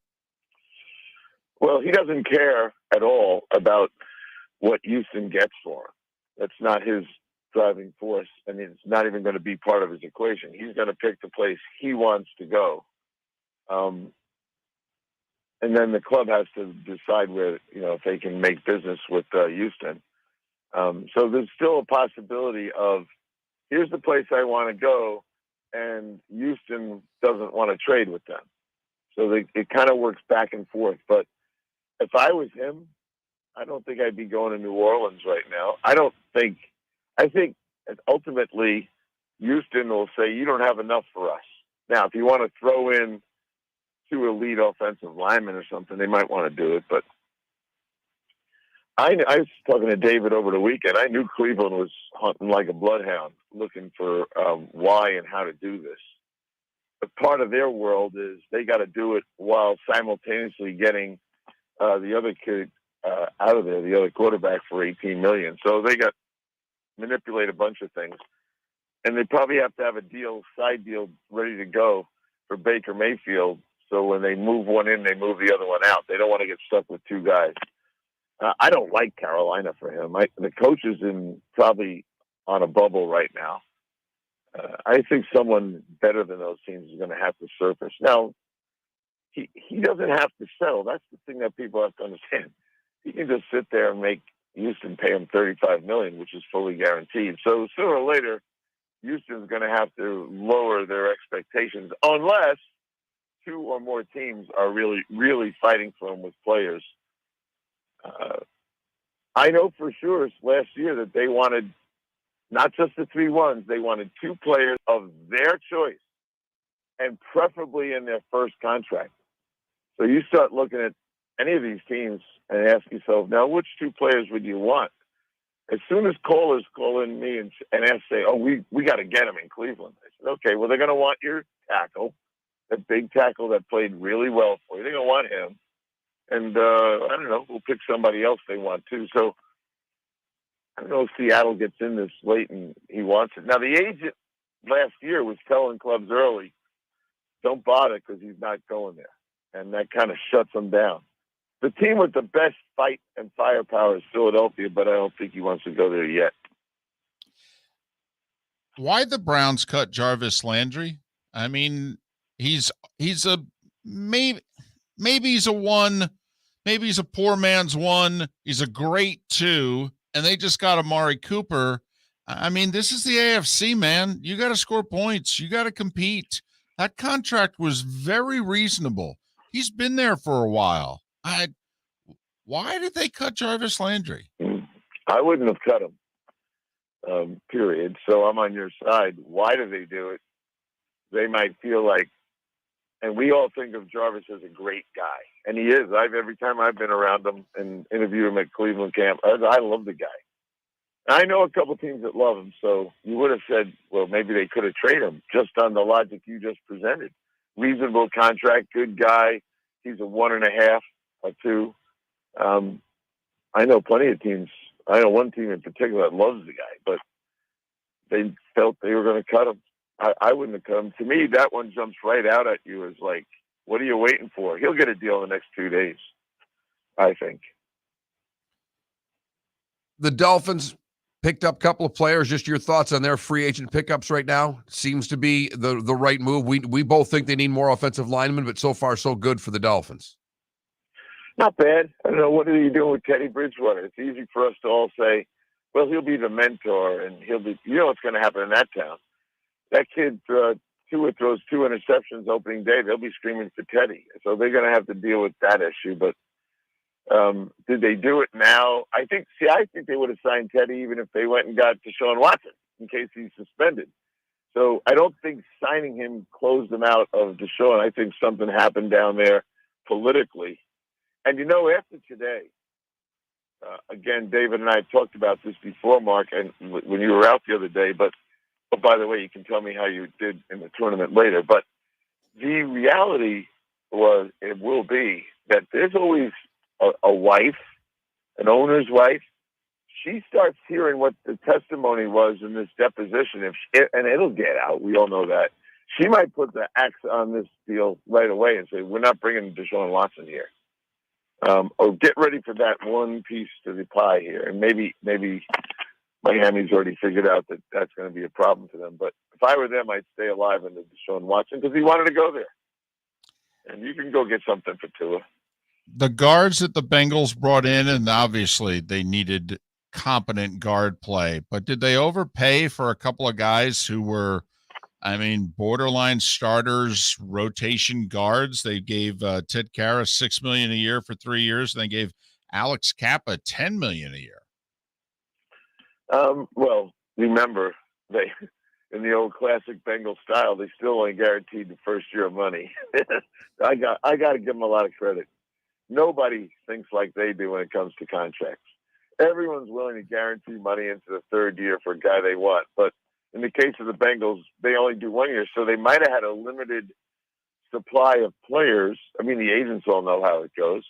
A lot of players probably said, don't call us. We're not doing a deal with 1 year guaranteed money. So they went and got the guys they got because they can keep the structure of their contracts, which is very important to them.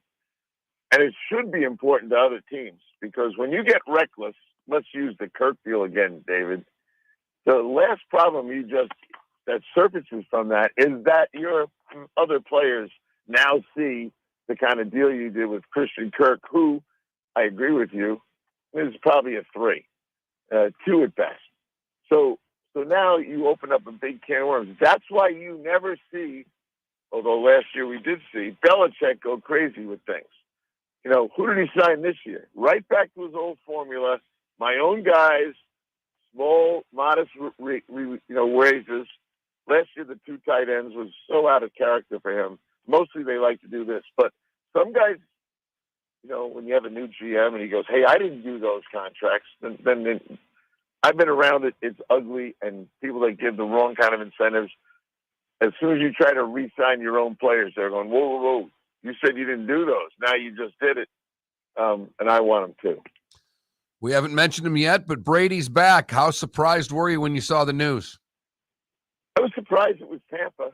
I thought he was going to wait for them to sign a quarterback of some financial stature and then announce he wants to unretire, and then they would be stuck not being able to bring him back on the contract he had. So I thought then they'd have to release him, and I thought that was his big play. But go to a soccer game with the owner, and the next thing you know, you're going to play again. And I'm sure he's gotten guarantees that they will get the band back. Well, good luck. They're kind of at the cap, and they got about 12 free agents. So good luck. I don't know how they'll do it. It seems as if they're in a much tougher spot than they were last year at this time. We're going to find out how they do it. David, this is not a time for David Moulton to surrender. This is the time for you to be the GM of the Bucs and get the deal done. Hey, Pat, you should have heard the first hour of this show. I was loud and I was proud. All right. The National Football League is almost, Pat, almost about 85% the league that I want it to be. Well, they've always been waiting for you, but if you turn down the challenge of fixing the Bucs, you are going to lose your junior GM. No. Not turning it down at all. Pat, not only will I kick the can, okay, I will get a backhoe and I will move that can 100 miles to make room for Brady and to put the band back together again. Don't you worry about us, Pat. I'm not. Well, here's what I expect from you. Before 4 o'clock tomorrow, at least a text message with the strategy to get under the Done. Pat Kirwan, he's our resident general manager. We're just the assistants. Okay. No. You took the lead on this one. Occasionally we get put in charge of projects. He joins us courtesy of Pinchers from Tampa to Key West and many points in between Pinchers because you can't fake fresh. Pat, be well. Talk to you Friday. Take care, guys. Thank you for having me. Pat Kirwan, moving the chains weekday afternoons on NFL radio. He's coming to your side. He tries to give you a lot of grief, but he is slowly understanding that your side may be the right side. That's because every day that goes by, he's one day removed from being a GM and one day more of a sports talk show host. To John Smith Subs and indulge in their overstuffed subs with the freshest quality ingredients. Enjoy our famous steak bomb with perfectly grilled marinated sirloin steak topped with provolone cheese, grilled onions, peppers, mushrooms, crispy bacon, juicy tomatoes, and creamy mayo. Boom! Made-to-order crispy fries can be paired with the Gator, the Cuban, the Chicken Bomb, or the Italian. Love local. Eat delicious with John Smith Subs. Find a John Smith Subs location near you today. Hey, it's Mark Miller for the Training Grove by Orange Whip Golf, where golfers go to get better. Improve your golf game from home with Orange Whip Golf and Fitness online swing training program, The Training Grove. With a growing swing training video library and a daily program prescribed by golf fitness professionals, The Grove provides a clear path to unlock your most powerful swing, giving you control of your game like never before. Join thousands like me who have finally found a way to achieve results in half the time of traditional game improvement methods with The Grove's revolutionary blend of golf fitness, instruction, and award-winning Orange Whip products. Go to orangewhipgolf.com to get started for a free 14-day risk-free trial.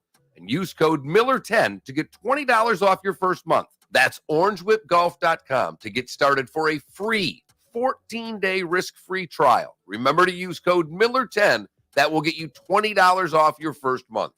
The Training Grove by Orange Whip Golf, where golfers go to get better. David Moulton for Napa, Napa Auto Parts, and Napa Filters. Insist on Napa filters for your vehicles, or if you're a do-it-yourselfer, only buy Napa filters. Napa has a filter for almost anything on earth that moves, whether it's motorcycles, foreign and domestic cars, vans, SUVs, earth-moving equipment. You get the idea. Napa Napa Auto Parts, Napa Filters. Insist on them for your vehicles, or if you're do-it-yourselfer, only buy Napa Filters.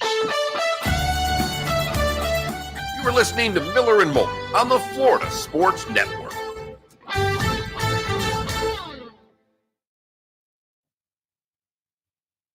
Your wife is unofficially retired. She's so checked out. She is done. That's funny. Taking 2 days off from work. She could babysit for 8 hours.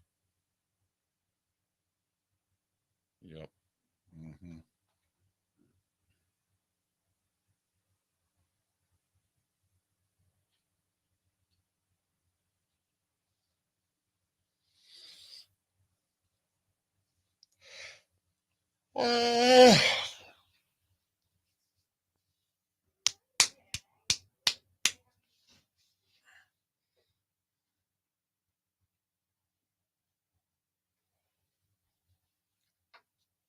I got to get a haircut.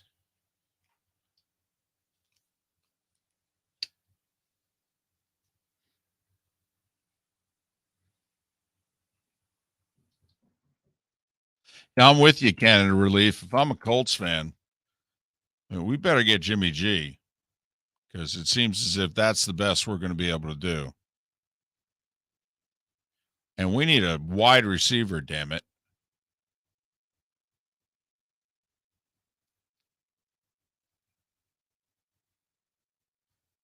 First off, if you're the Colts, don't you go get Jarvis Landry right now, make him your number 2? Yes. Because I don't know what there really is out there. Well, what about, where's Williams at? Mike Williams? Yeah. He re-signed Right? Yeah.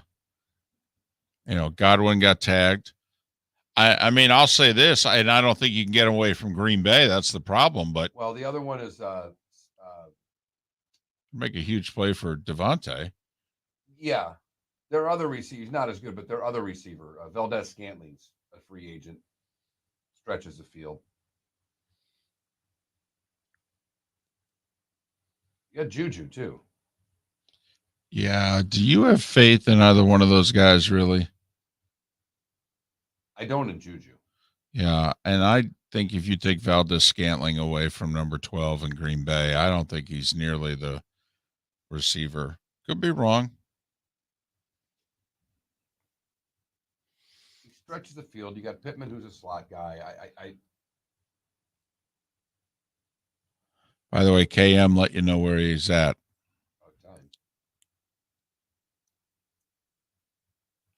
Oh, okay.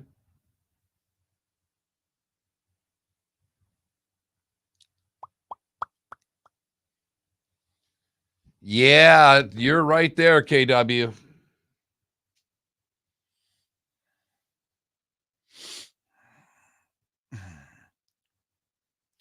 Exactly. He said he won't play with the franchise tag. Now, you can tag him and then continue to negotiate, though.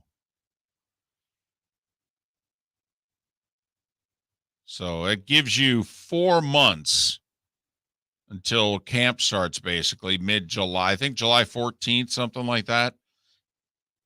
That you got to get a guy signed by if you want to take the tag off and sign him into a long-term deal.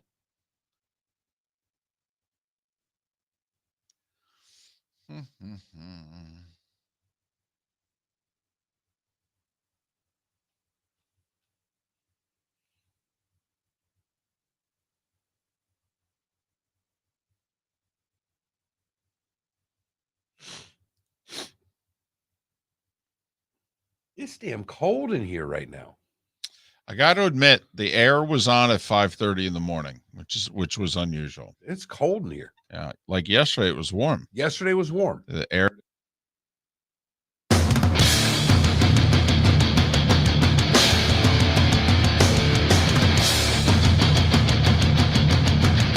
You are listening to Miller and Moulton, exclusively on the Florida Sports Network. And now, here's Mark Miller and David Moulton.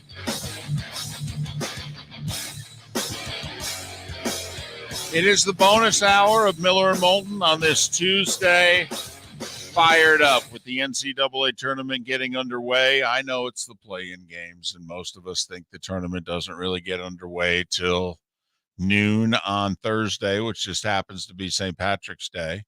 It's also when we'll have some spring training games. Red Sox were said to Major League Baseball, hey, St. Patrick's Day, that's a big deal for us. We got to play on the 17th. We know most teams aren't starting until the 18th. We need to play on the 17th. So Red Sox and Twins, annual Red Sox St. Patrick's Day game, one of 4 spring training games to bring spring training back, Mark. And I believe teams have released their schedules, and a lot of the games are new. A lot of the schedules were wiped clean and starting over. That's not necessarily the case, but tell you what, a few people I talked to yesterday, there's a game or two out there in which tickets are available. Go on your favorite team's website. I mean, a lot of people are selling tickets, but there's a game or two out there in which tickets are available. Don't be afraid to spend a few minutes on a computer if you want to get spring training tickets over the course of the next 3 weeks. That's all I'm saying, including the St. Patrick's Day game. I heard yesterday you could go online and actually buy tickets. Would make sense. There's a lot of confusion of when games were starting. Yep. I don't know what they did with season tickets, how that whole thing works. So I would imagine if you want to do spring training, particularly day of, you probably can walk up and get a ticket. We've pushed this back now a little bit later in March. I don't know if people change vacations accordingly. So absolutely, I would think that. Then again, there's so many people down here that I don't even know if spring training was even part of their plans. If they just said, you know what, we're coming. Here's the thing I'd love to know from both CenturyLink and JetBlue. Where are they going to get workers? And I'm not being flippant here. It kind of almost a glorified volunteer. It's usually a lot of people that want to watch baseball, so they're always able to find people. But when this whole thing got canceled, did people make other plans? I mean, I would think they're scrambling for volunteers for people, workers, the volunteers for the concessions and all of those things now, that it'll be a little bit of a you-know-what show to try to get all of the back of the house stuff taken care of in pretty short order. Well, fortunately, Major League Baseball made a deal in which there was so much time to plan and prepare for everything. So we'll see what happens. Hey, every day right now is crazy between football and baseball. Absolutely crazy. Free agency doesn't officially get underway until tomorrow afternoon in the NFL, but the, quote, legal tampering, unquote, period began lunchtime yesterday, and by 3 o'clock yesterday, major deals were being worked out. So you literally have to pay attention every hour right now, just if you're an NFL fan. Never mind the fact that half the players in Major League Baseball are basically not signed to contracts, and spring training's already underway. Yeah, and players all had to report by Sunday, and half the league's not signed. Right. And so teams are like, man, we need 4 arms in the bullpen. Right now, the best team in Major League Baseball is probably that Arizona training ground that they have with all of the non-signed players. At least the deepest roster right now. So, and obviously players have been working out and they've tried to stay in some semblance of shape. And hitters have said, listen, we don't need the 3-4 weeks to be ready, but pitchers do. So it's worth paying attention to. You got big money free agents. Correa hasn't signed. Apparently the Astros making a late push to keep him in Houston. There were reports, a couple different reports yesterday, first linking Trevor Story to the Cardinals, then linking Trevor Story to the Twins. All right. I believe Trevor Story's still out there. We all know Freddie Freeman's out there. Chris Bryant, Anthony Rizzo are still out there. Apparently, Colorado making a major push for Chris Bryant. That's surprising. It would surprise me if Chris Bryant went there. It really would. Do you not want to play a meaningful baseball game the rest of your career? What are you trying to say? I'm trying to say that the Colorado Rockies can't compete for the foreseeable future. Look at the division, and I understand you got 6 teams and all that, but honestly, it's kind of like being the Orioles right now in the AL East. You're Colorado in the NL West. San Diego went over the tax last year. Right. The Dodgers can't see the tax from where they are. And the Giants have a ton of money to burn coming off a 107-win season. When do you think you're going to be playing meaningful games after the All-Star break? I mean, if it was in 2024, I'd go, wow, job well done. Good job by you. Took 2.5 years, and you got a meaningful series after the All-Star break. Congratulations. And I'm not being flippant. I don't know how you get players in Colorado right now. Plus, you let Story go. You let the third baseman go. I mean, Arenado. I don't know how anybody would sign with Colorado. I really don't. But supposedly it's all the way up to the owner right now. I don't get it. Once again, you'll have to overpay. Yes. That's how we started this with, earlier in the show talking about the Jags and getting Kirk at 4 for $72. Seems a lot of money to us. Right. For a number 3 wide receiver and a slot guy at that. But when you've got the reputation that the Jags have, for some guys, you've got to overpay. But if you missed it, the Jags did let G.J. Shark go. He's in Detroit, but they signed Zay Hayes from the Raiders and Christian Kirk from the Cardinals yesterday. Also, Evan Ingram, tight end from the Giants, to a 1-year deal. So Trevor's going to have some dudes anyway. And I don't know if they're, Kirk's not a 1. He's being paid like it. Maybe he's a 2.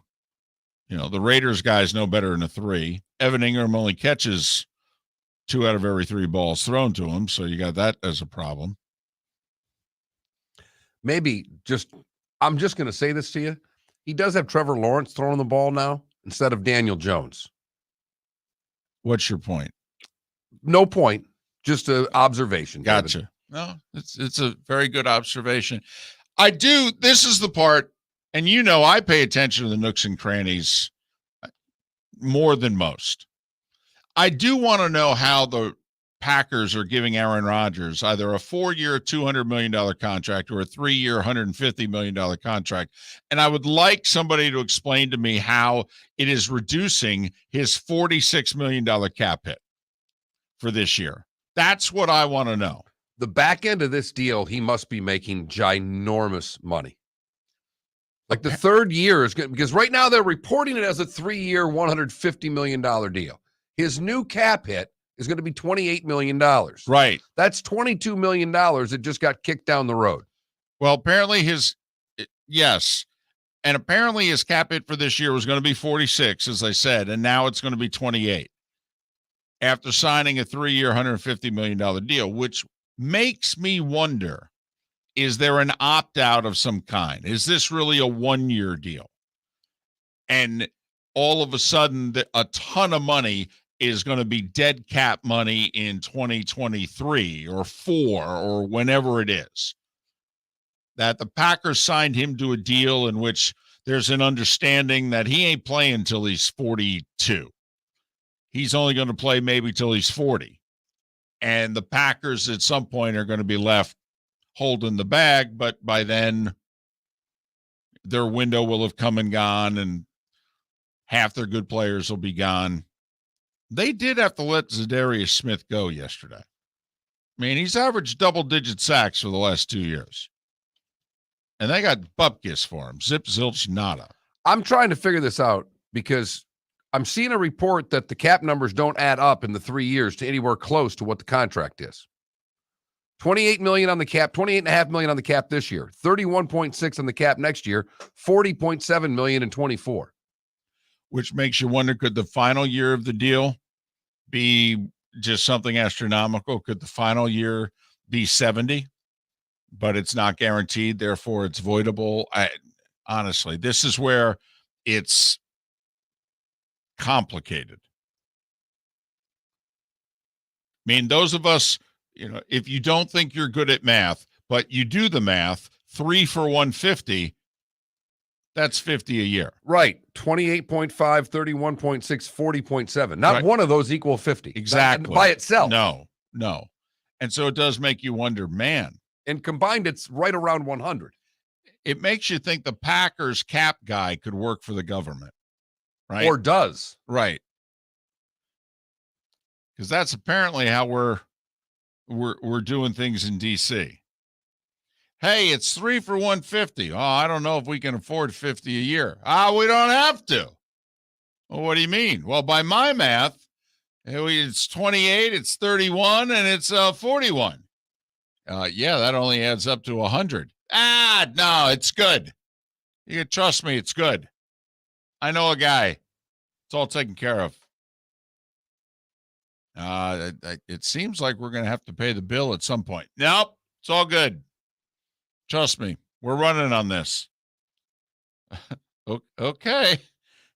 It is the one thing I will say, as the football fan becomes more intelligent, and I don't think they've ever had more information in front of them. Right. Still with this damn cap. Oh.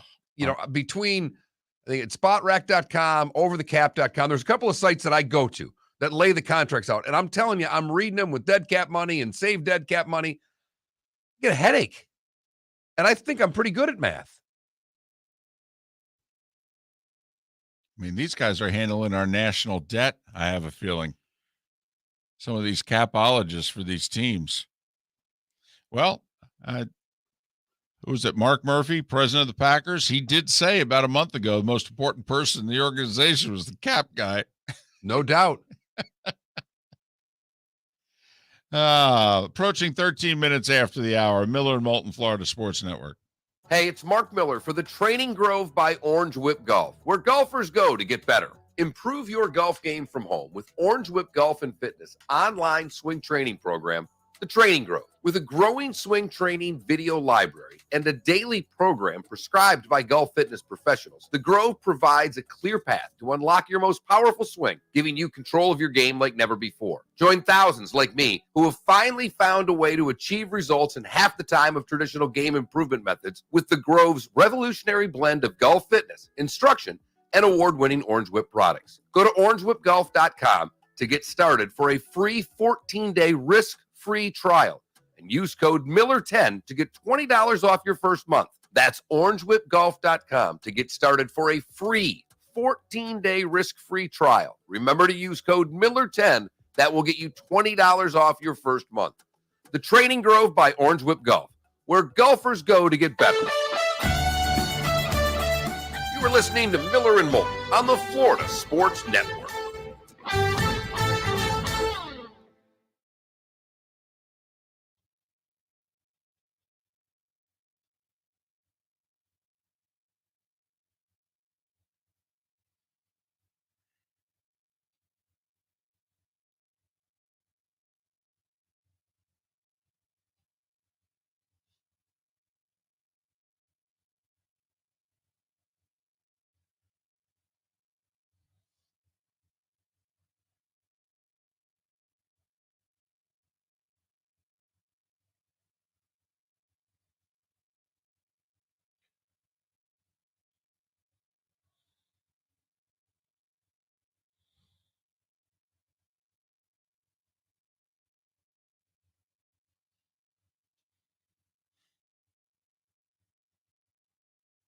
Yeah, there you go.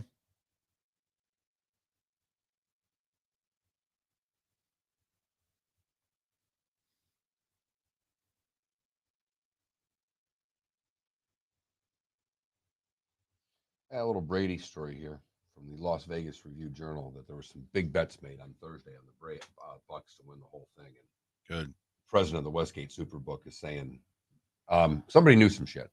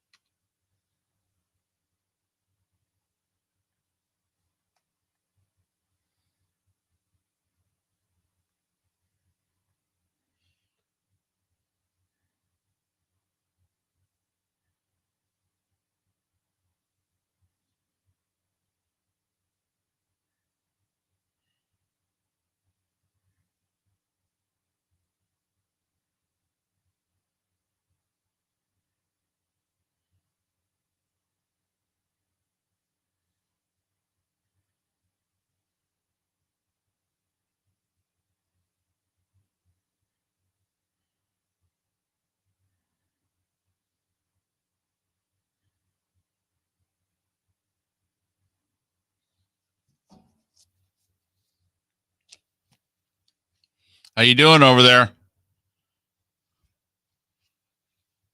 All good. You didn't fall asleep today, did you? No. I actually got some sleep last night, believe it or not. I watched the Embiid Jokic game and then immediately went to bed.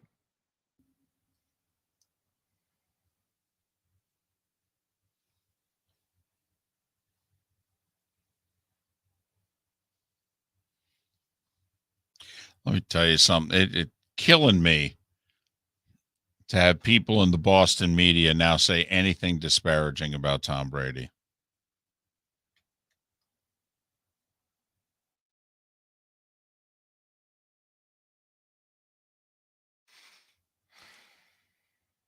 I'm sure Tom would love Jarvis, Klecko. I think at this point, though, if you're the Bucks, you're only going to have so much money to go around, and where are you going to spend it? You got Godwin, you got Evans, you got that Miller kid he Yeah, likes. You're fine in the receiver department. If I'm Tampa Bay, I'm much more worried about who my guard to replace Marpet's going to be. Totally. 100%. You got a soon-to-be 45-year-old immobile quarterback. I'd worry about the offensive line. So, is Gronk coming back? We'll see. We'll see. I mean, they got Cameron Brate. And do they still have O.J. Howard? I don't believe so. I believe He's OJ's a free agent. I don't think they have any interest in re-signing him. And if I was him, I'd never resign. Yeah, go somewhere else. Go somewhere. Make way more money. Well, get the ball thrown to you. Yeah, actually, maybe get the ball thrown to me.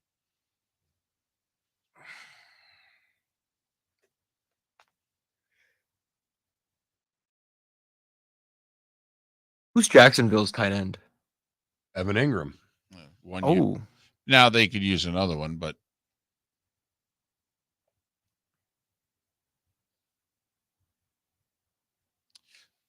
telling you, should have traded for Zach Ertz last year. We said it during the summer last year. Oh, the Bucks. Damn. Jags. The young Jags. Quarterback, safety valve, tight end.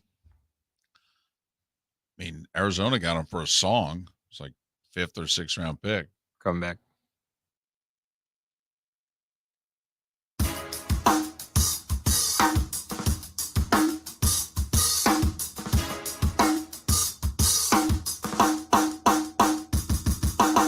Welcome back to Miller and Moulton, only on the Florida Sports Network.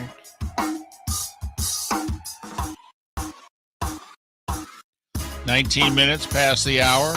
Good, bad, and ugly. What's on tap? Today was the day when. Final thoughts all coming up in roughly 15 to 20 minutes. Miller and Moulton, Florida Sports Network, brought to you in part by Napa Auto Parts, Napa Filters. Insist on Napa Filters. If you have a vehicle that, needs a filter, Napa's got the filter for you. If you're a do-it-yourselfer, make sure you do it with Napa Filters, whether you go to the store and buy them or order them online.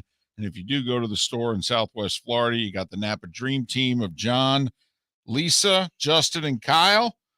They'll be manning one of 6 stores with a large inventory, open 7 days a week. Napa Auto Parts, Napa Filters, proud sponsors of Miller and Moulton. $3.2 billion, by the way, is the number. $3.2 billion is what the gaming industry believes is going to be legally wagered on the madness this year. There was some serious money bet last week. On the madness? No, on the Buccaneers. So Really? much so that Westgate Superbook vice president questioned whether the bets were made based on inside information about Brady coming out of retirement. The Bucs were a 60-1 long shot on Thursday to win the Super Bowl and 30-1 to win the NFC. When a sharp came in and bet big money on both, the book lowered it to 25-1 to win it all. The bettor wagered on them again. Those odds are now somewhere between 4 and 9 to 1 in places. But this better got them at 30-1 to win the NFC and 60-1 to win it all. Right. I'm sorry. Now 10-1 after the Brady announcement, 10-1 to win the Super Bowl, 5-1 to win the NFC. Now, they're not the favorites in the NFC, right? It's Green Bay. Believe so, yes. But they're ahead of, we think, the Rams, right? The Packers were 7-1. They went to 8-1. The Rams and Niners were both 8-1. Went to 10-1. So they're now the same odds as the Bucs for the Super Bowl. Cowboys went from 12-1 to 14-1. So if you want to waste your money on Dallas, knock yourself out. You're getting 14-1 now. I'm with you. Hey, until they win, I don't know how you can believe in them. Don't know how you can do it. For those wondering, the Bills are the favorite to win the Super Bowl. They are 7-1. Now the Packers are 8-1. The Chiefs are 9-1. AFC is so loaded. So loaded. Man, oh man. And that's why I'm with Cleveland, by the way, going all in to get Deshaun Watson. I mean, with as loaded as the conference is right now, don't you think the Browns kind of look at themselves and go, we're kind of Indianapolis on steroids. We got a better quarterback than the Colts, but, we're a solid roster. They're a solid roster. We got Myles Garrett and a couple of terrific players. They got their Darius Leonard and their, couple of offensive linemen and the D tackle they brought in for the Niners, all in not, Garrett's in the most marquee position of all of the special players on both the Colts and the Browns. But Cleveland's taking a look around going, can we really get to a Super Bowl with a Baker Mayfield? Look at what we're now going up against. And I applaud them for because I'm sure Baker's got to be furious. But I don't know what to tell you. Hey, Baker, this is a top 5 quarterback in the league, and we're looking at an opportunity to make it better. Right. What I find interesting is Houston developed a young quarterback a little bit last year. Yeah. Would they want Mayfield? You don't know. And would they want him just to be able to trade him? Would they see him as an asset? Kind of like, well, we'll take him off your hands. We're not going to value him in a huge way in this deal. You want to throw him in to get him off your books. We'll take him, but we're going to pedal him off here. But if you're Cleveland, if they don't want him, are you also on the phone with Indianapolis going, I got a Baker Mayfield for you? It's not like, hey, everybody'd like a Joe Burrow, but but it's not a Carson Wentz either. Jimmy G or Baker Mayfield? Jimmy G. Both are entering final years of their contracts, both making roughly the same amount of money, Baker making a touch less. Both, in theory, would require you to then sign them to a term of some significance afterwards. Jimmy G's 5 years older, I think. Banged up many times, but obviously Baker was banged up all year. Yep, left shoulder. It's the non-throwing shoulder, thankfully.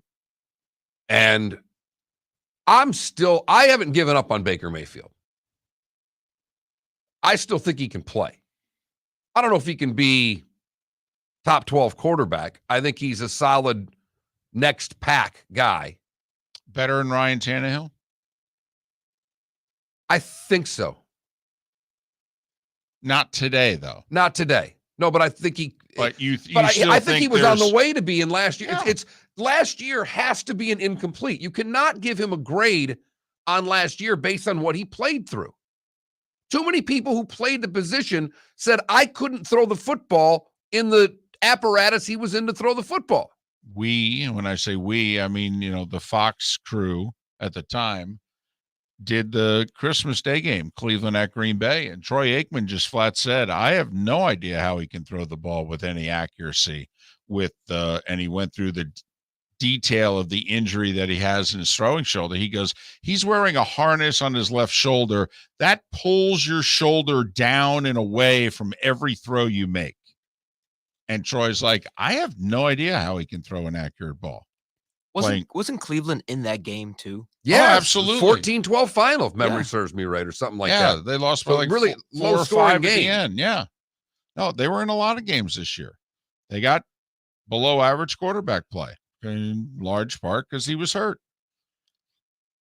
But I do think if you're Cleveland and you're looking at the conference that you are in and you're thinking to yourself, if let's do Baker upside and go, he's the 12th best quarterback in the league.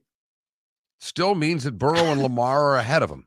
Well, and Well, no, I mean, just stop. in your own division. Just stay in your division. Right. Because, David, I know where you're going with this, but to me, if I'm in the room with you, I'd say, David, screw the rest of the AFC. Let's just talk about our division. Because in order to win a Super Bowl, you need to win your division. More times than not, you need to have at least a home playoff game. I mean, that's what history shows us. It can be done other ways.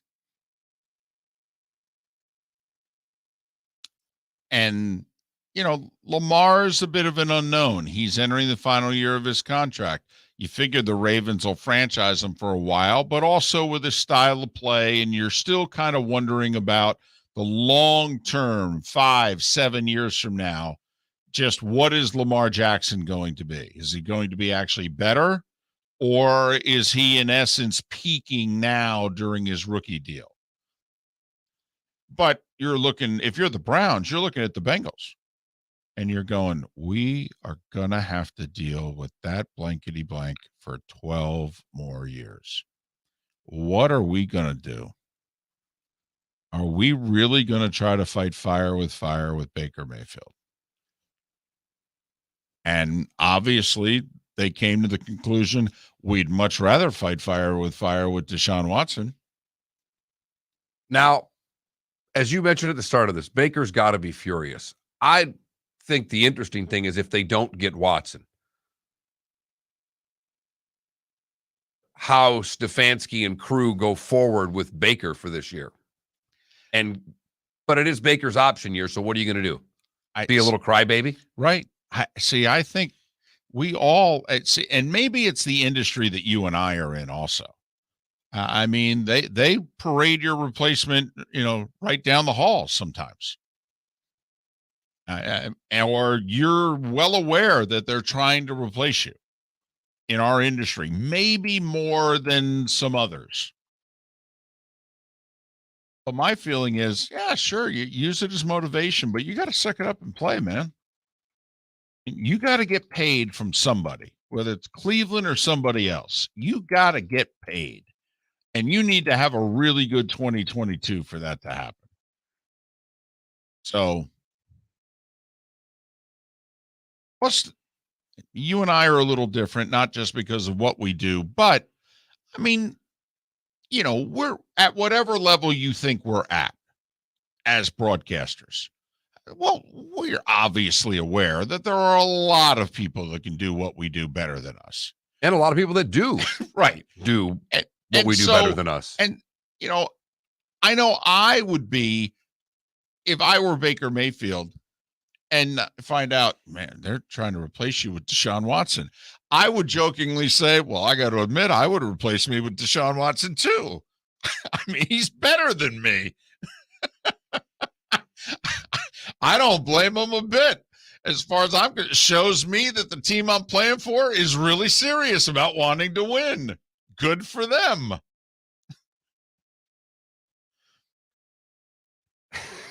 I mean, I don't know if I would be able to say that out loud. I know I could say it inside of a room to myself. I know you could too, because we've done it. But seriously, there are shows out there. Our industry has lists, top 20 this, and we've been on a few of those lists before, and it was flattering. But, I mean, there are shows out there in which if Marty, who is the syndicator for the Florida Sports Network, and all of a sudden we hear through the grapevine that they're trying to get so-and-so, we think to ourselves, well, it's a pretty damn good show. Seems about right to me.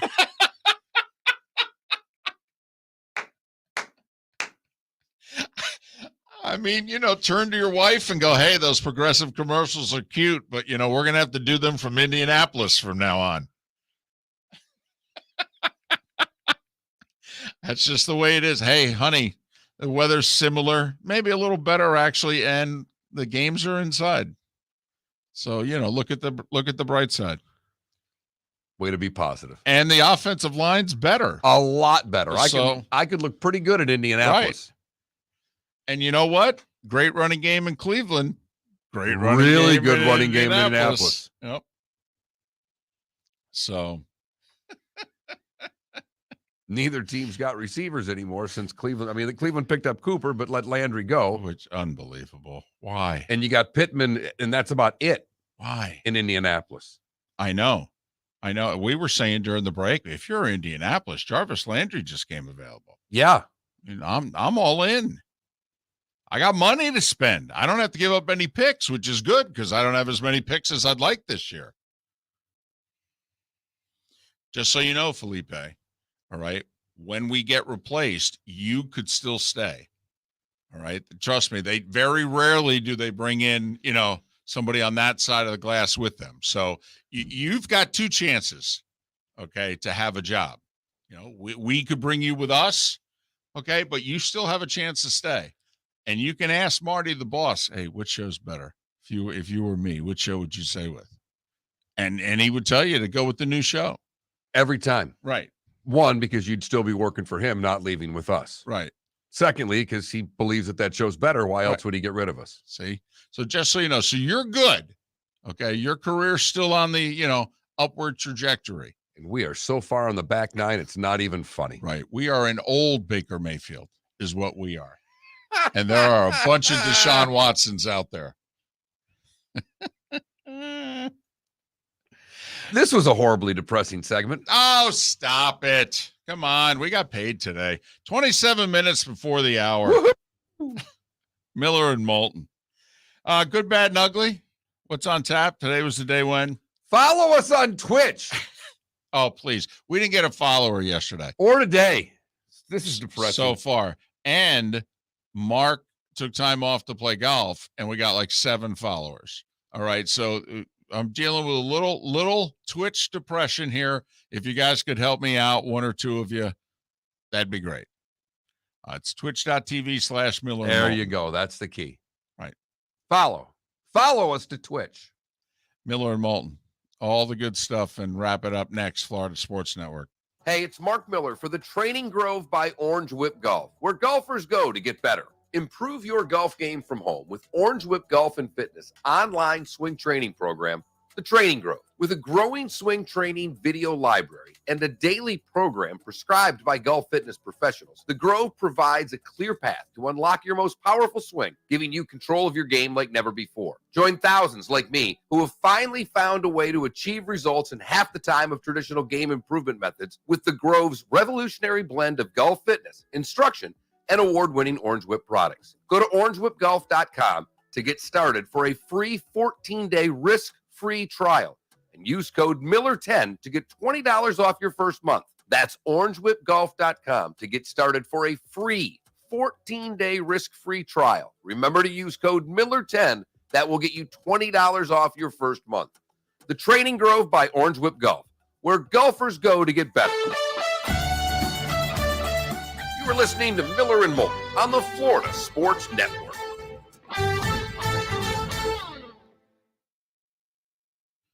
So, Felipe. Yes. What Fam said, Logic Man. They have interest. He has none. Not interested in Philadelphia whatsoever, and he has a no trade clause. So unless he's interested, it doesn't really matter. Yeah, Philly's been really serious about Watson. He's had no interest in them. So, Felipe, 2:30 Friday, ESPNU, FGCU women play. About 3:10 Friday, Canes USC play.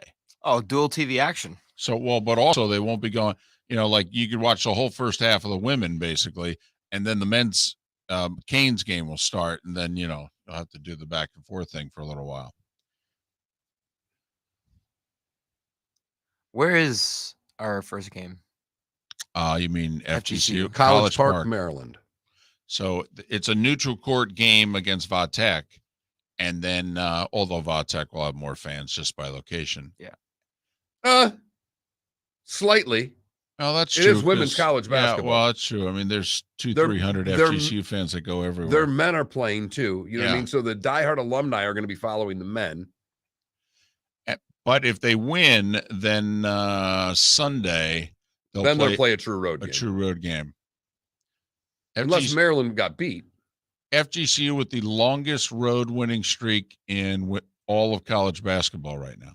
They've won like 30 or 31 consecutive road games. How much time left in this break? 3 minutes. 3 minutes. Didn't realize he didn't have his headphones in. Well, remember, Logic Man, Hurts was a second-round pick, so he only got a 4-year deal, and he's already played 2 years of it. So you only have him under contract for 2 more years. ESPNU, Johnny Mac. ESPNU. The FGCU women are on 2:30 Friday. I have a depressing Canes fan. Today was the day when, but I'm wondering if you'll say it. But it also doesn't have. It has 50% to do with the Canes, and 50% to do with something else. 4 years ago today, I believe. Yeah, 4 years ago. Dolphins re-signed Duke Riley. 1 year, $3 million. Backup linebacker, I believe. What about Duke Johnson? Are we probably not going to resign him? I love Duke Johnson. Canes legend.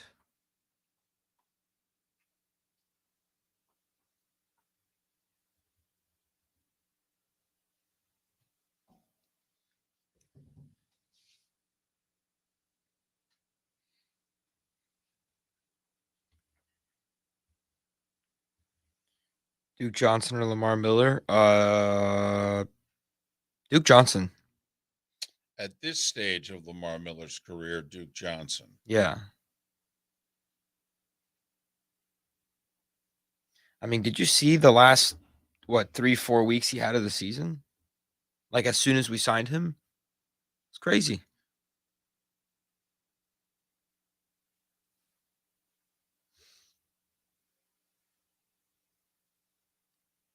By the way, just because you mentioned Lamar in the last segment, Lamar Jackson, I think he's going to have the best season of his career this year. Are you falling asleep on my take?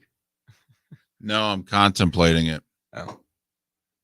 I don't know. I have a gut feeling that he's just going to pop off this year. And it's just going to be historic. I mean, he's 26, 27. If not now, Deshaun. I would take Deshaun. So is your now wife in town for the week, or is she leaving? She just got on the road. She'll be back like noon. She was gone for a day. Okay. Yeah. I thought she was going back again for like a week though. Oh yeah, but that's That's coming not up. that's okay. No, the reason I was going to ask if you wanted to come over Thursday and watch hoop. Yeah, I didn't know I don't know what I'm doing for the tournament. because I've got 3 TVs going in the living room, and I'm making corned beef and cabbage. Ooh. That's true. It's St. Patrick's. Right. Oh. And I have Guinness and Smittix in the house.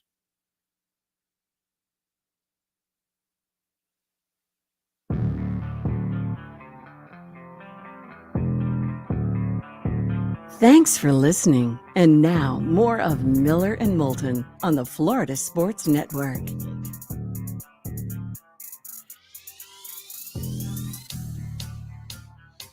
"20 minutes before the hour. Miller and Moulton, the Florida Sports Network, the bonus hour. Thanks for being with us. Tournament gets underway tonight. True TV, baby. True TV. Nothing gets the tournament started quite like Texas A&M Corpus Christi against Texas Southern. 9 o'clock tonight or thereabouts, a few minutes after True TV, Indiana, Wyoming. It's a game I think a few more people would be interested in. Should be Indiana, Ohio, or Indiana, Notre Dame, though. Yes, absolutely it should. You could have Wyoming and Rutgers play, right? That's fine. Yeah, I mean, nobody cares about either one of those two teams. but no one cares as much about the matchups that are happening this way. They missed an opportunity. I agree. Time now for Leave it to the oldest guy in the show, and definitely the oldest soul to live in the past. Here's David Moulton with Today Was the Day When. I haven't gone this far back in a while.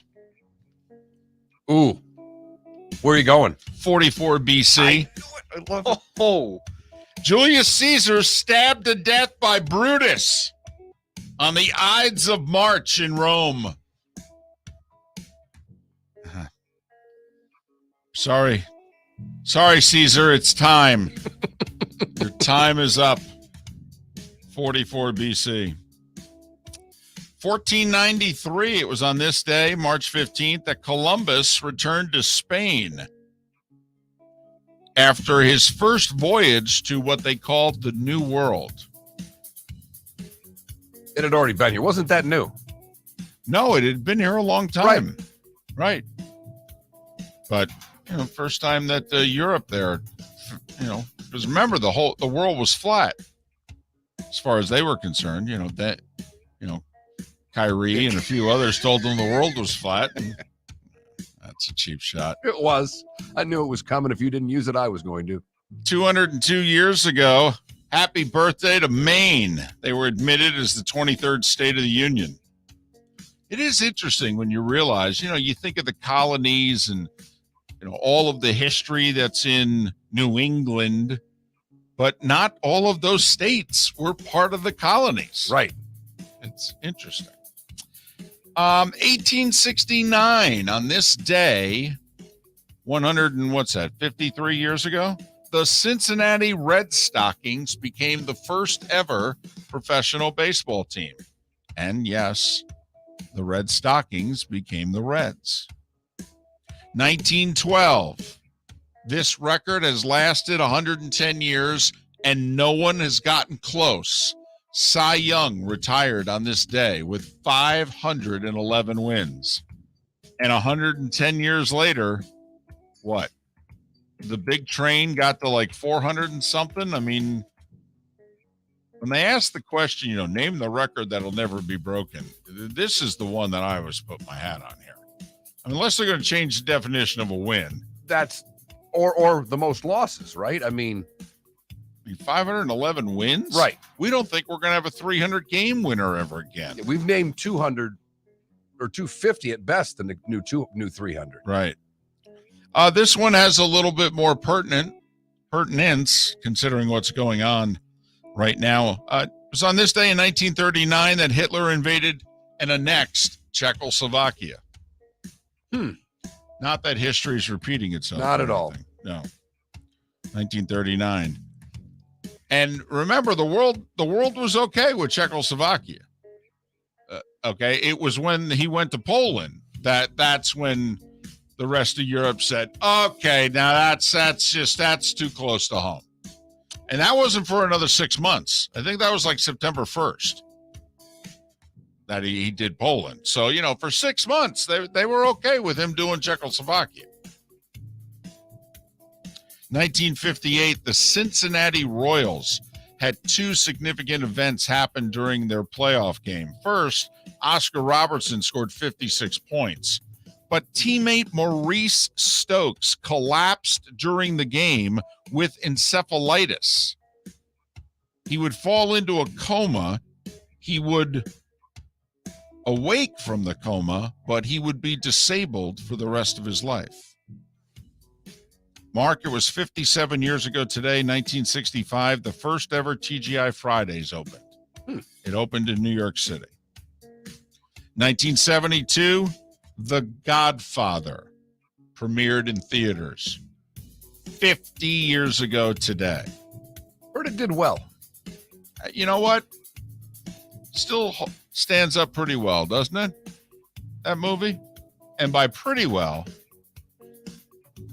right. I mean, make one better. I dare ya.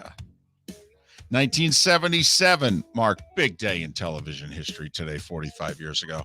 If you're of a certain age, you may have to pull the car over. First off, 8 is Enough made its debut. You know, there was a middle daughter that was pretty cute that they pretty much wrote right out of the show. That's what you have from 8 is Enough right there? It was a terrible television show. I mean, come on. It was the Brady Bunch, you know. Oh, I know. Right. And, of course, 8 is Enough was on ABC, but that aired after the debut of Three's Company. That's right. ABC unveiled First their throuple new lineup. on TV. 1978, on this day, the A's trade Vida Blue. First off, think about it. They're trading him like 3 weeks before the start of the season. They trade him to the Giants for 7 players and $390,000 cash. On this day in 88, the St. Louis football Cardinals leave St. Louis and officially move to Phoenix. On this day in 1990, in the Long Beach Regional, Bo Kimball for Loyola Marymount makes his first free throw left-handed in honor of Hank Gathers, who collapsed and died the week before in the West Coast Conference tournament. That tournament was suspended. Loyola Marymount was the number 1 seed, and they said, you will go to the tournament. And they went on a run as an 11 seed. They beat New Mexico State. They absolutely destroyed Michigan, who was the defending national champion. They beat them by 34. I think the score was like 149-115. Then in the Sweet 16, Wimp. By the way, that was a college basketball game without a... They just got the 3-point line. Sorry, got it. Yes. 149-115. 149. Then Wimp Sanderson takes the air out of the ball in the Sweet 16 game. Even though there was a shot clock, they held it. And the game was in the 60s, but Loyola won a close one. And then Vegas beat them. I think it was like 131-101 in the region final. But Bo Kimball with the lefty free throw 32 years ago today. Rock and Roll Hall of Fame mark in 99. Paul McCartney, Billy Joel, Springsteen, Dusty Springfield, Del Shannon, among those that go in. 5 years later in 2004, Jackson Brown, George Harrison, Bob Seger, Prince, and ZZ Top. Pretty solid. Oh, yeah, we're doing. Meanwhile, 12 years ago, the headliners were ABBA and Genesis. A little weaker. 4 years ago today, a couple of big things. Toys R Us announced it was closing for good. See you. We're done. And UMBC became the first 16. They beat Virginia 4 years ago today. Norm Van Brocklin, Bobby Bonds, Ruth Bader Ginsburg, and the 7th president of the United States, Andrew Jackson, were all born on this day.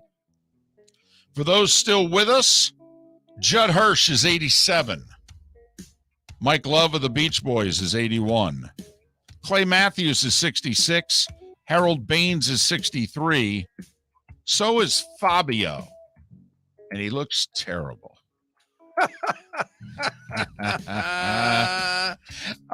Brett Michaels is 59.